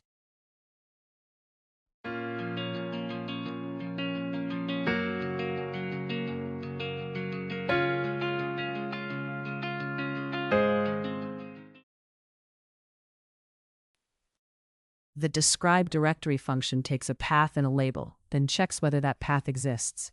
If it does, the function gathers all files and subdirectories inside it and sorts them to keep the results consistent. If the path does not exist, it simply returns an empty list. This design makes sure directory contents are processed safely and predictably, even when the directory is missing. This code prints a brief summary of what is inside a directory. It uses a label to identify the directory and then counts how many entries it contains. These entries can be files or subdirectories. The result is a quick overview of the directory's current contents. Before downloading any dataset, the program first runs a function that checks the base directory. This function lists all files and subdirectories in the given path and confirms that the path exists. It then prints how many items it found, giving a quick summary of the directory's current contents. This initial check is important for verifying the starting state of the directory and for tracking any changes after the dataset is downloaded. We set the auto-download flag to true so that datasets are fetched automatically when they are needed. This means the script will download any required dataset from the internet if it is not already stored locally. Enabling this option helps ensure the necessary data is always available without manual steps. It is especially helpful during the first run or when the local cache is empty. This part of the script prints a message to the console that tells you whether automatic downloading of datasets is turned on or off. It checks the current settings stored in a variable, and then reports that status in a simple, clear way. This makes it easy for users to understand how the script is currently configured for handling dataset downloads. We create a specific storage location for the MNIST dataset by combining an existing base data directory with a dedicated subfolder for this dataset. This combined path serves as the cache location where the dataset will be saved. Using this consistent path keeps the data organized and makes it easy to access the MNIST files in future runs.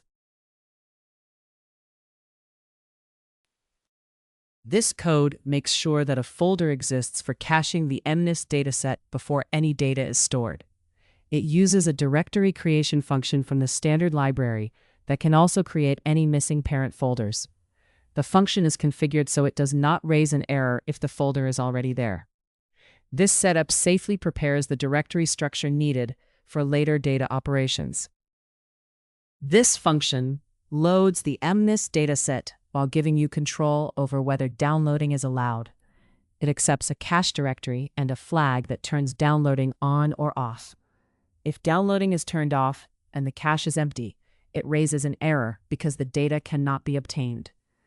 It then uses TensorFlow's loader to fetch and cache the dataset, checks that the number of images matches the number of labels, and finally returns only the first 100 images and labels for quick inspection. The function first checks whether downloading is turned off and the cache directory is empty. If both are true, it raises a runtime error stating that the MNIST cache is empty and downloading must be enabled. This prevents the function from running without any available data and avoids failures later in the process.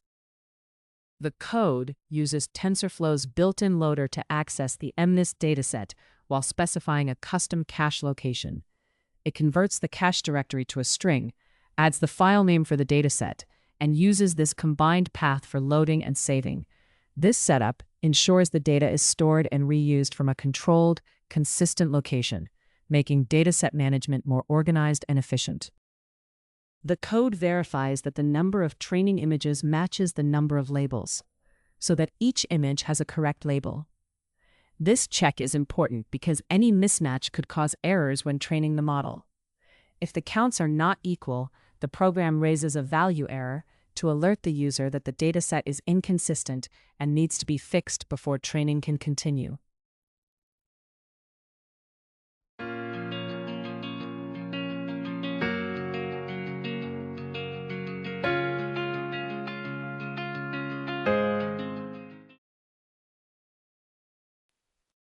This part of the code selects a small sample of the MNIST training data for quick inspection.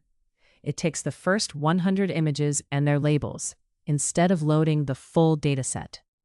This makes it faster and easier to check that the data looks correct. It is especially useful for simple tests and debugging during development. The code tries to load the MNIST dataset and allows it to be downloaded automatically if it is not already cached. It specifies where the dataset should be stored and then calls the loading function.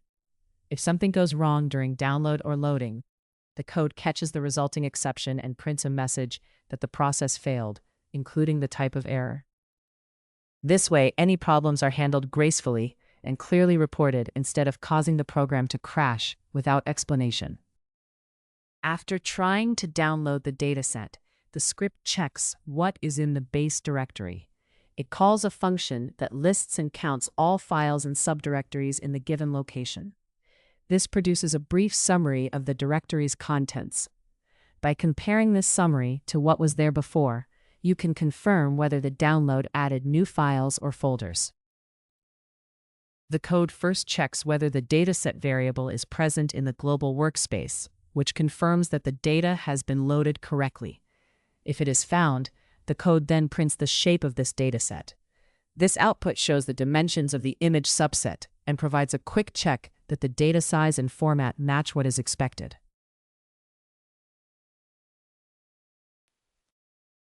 This line of code prints the shape of the labels in the selected part of the dataset.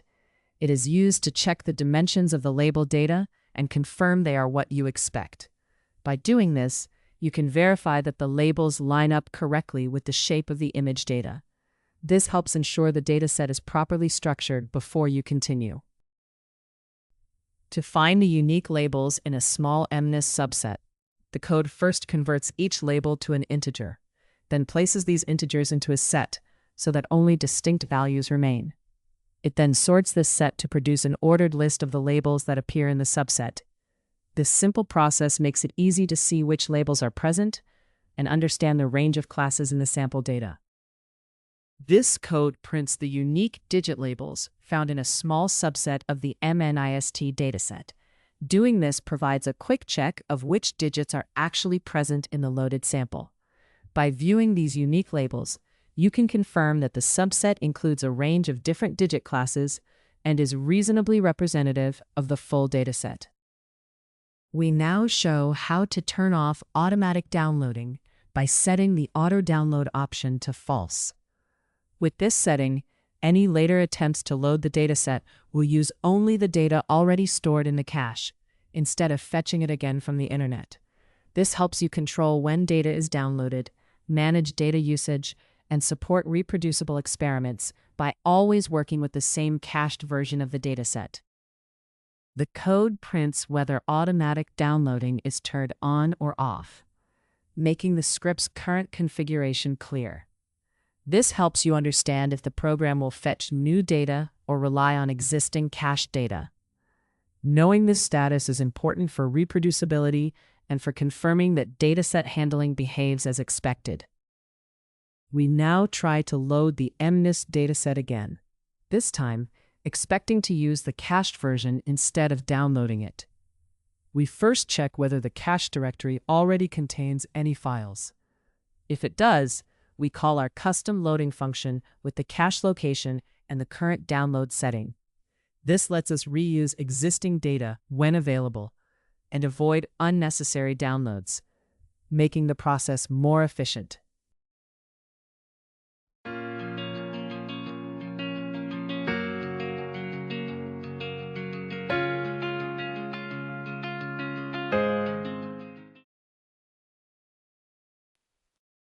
The code verifies that data loaded from the cache is identical to the previously loaded subset.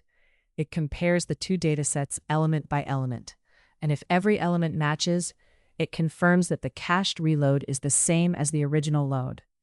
This check shows that the caching mechanism functions correctly, and that data integrity is preserved across multiple loads. The code compares the data loaded from the cache with the data that was originally loaded to see if they are identical. It then prints a message stating whether the cached reload produced the same data as the first load. This simple check confirms that the caching system is functioning properly and that data integrity is preserved across repeated loads. The script ends by printing a final message that tells the user the dataset download demonstration is complete. This message confirms that all steps for downloading, caching, and reusing datasets have finished running. It acts as a clear indicator that the script has successfully completed its work. Hearing this, the user knows there are no more tasks in the process. This script shows how to manage dataset downloads using TensorFlow's built-in MNIST data. It prepares a directory for storing datasets, fixes random seeds for reproducibility, and checks whether the directory is empty. With automatic downloading turned on, it loads and caches the MNIST dataset, then reports the shape of a small sample and the unique labels it contains.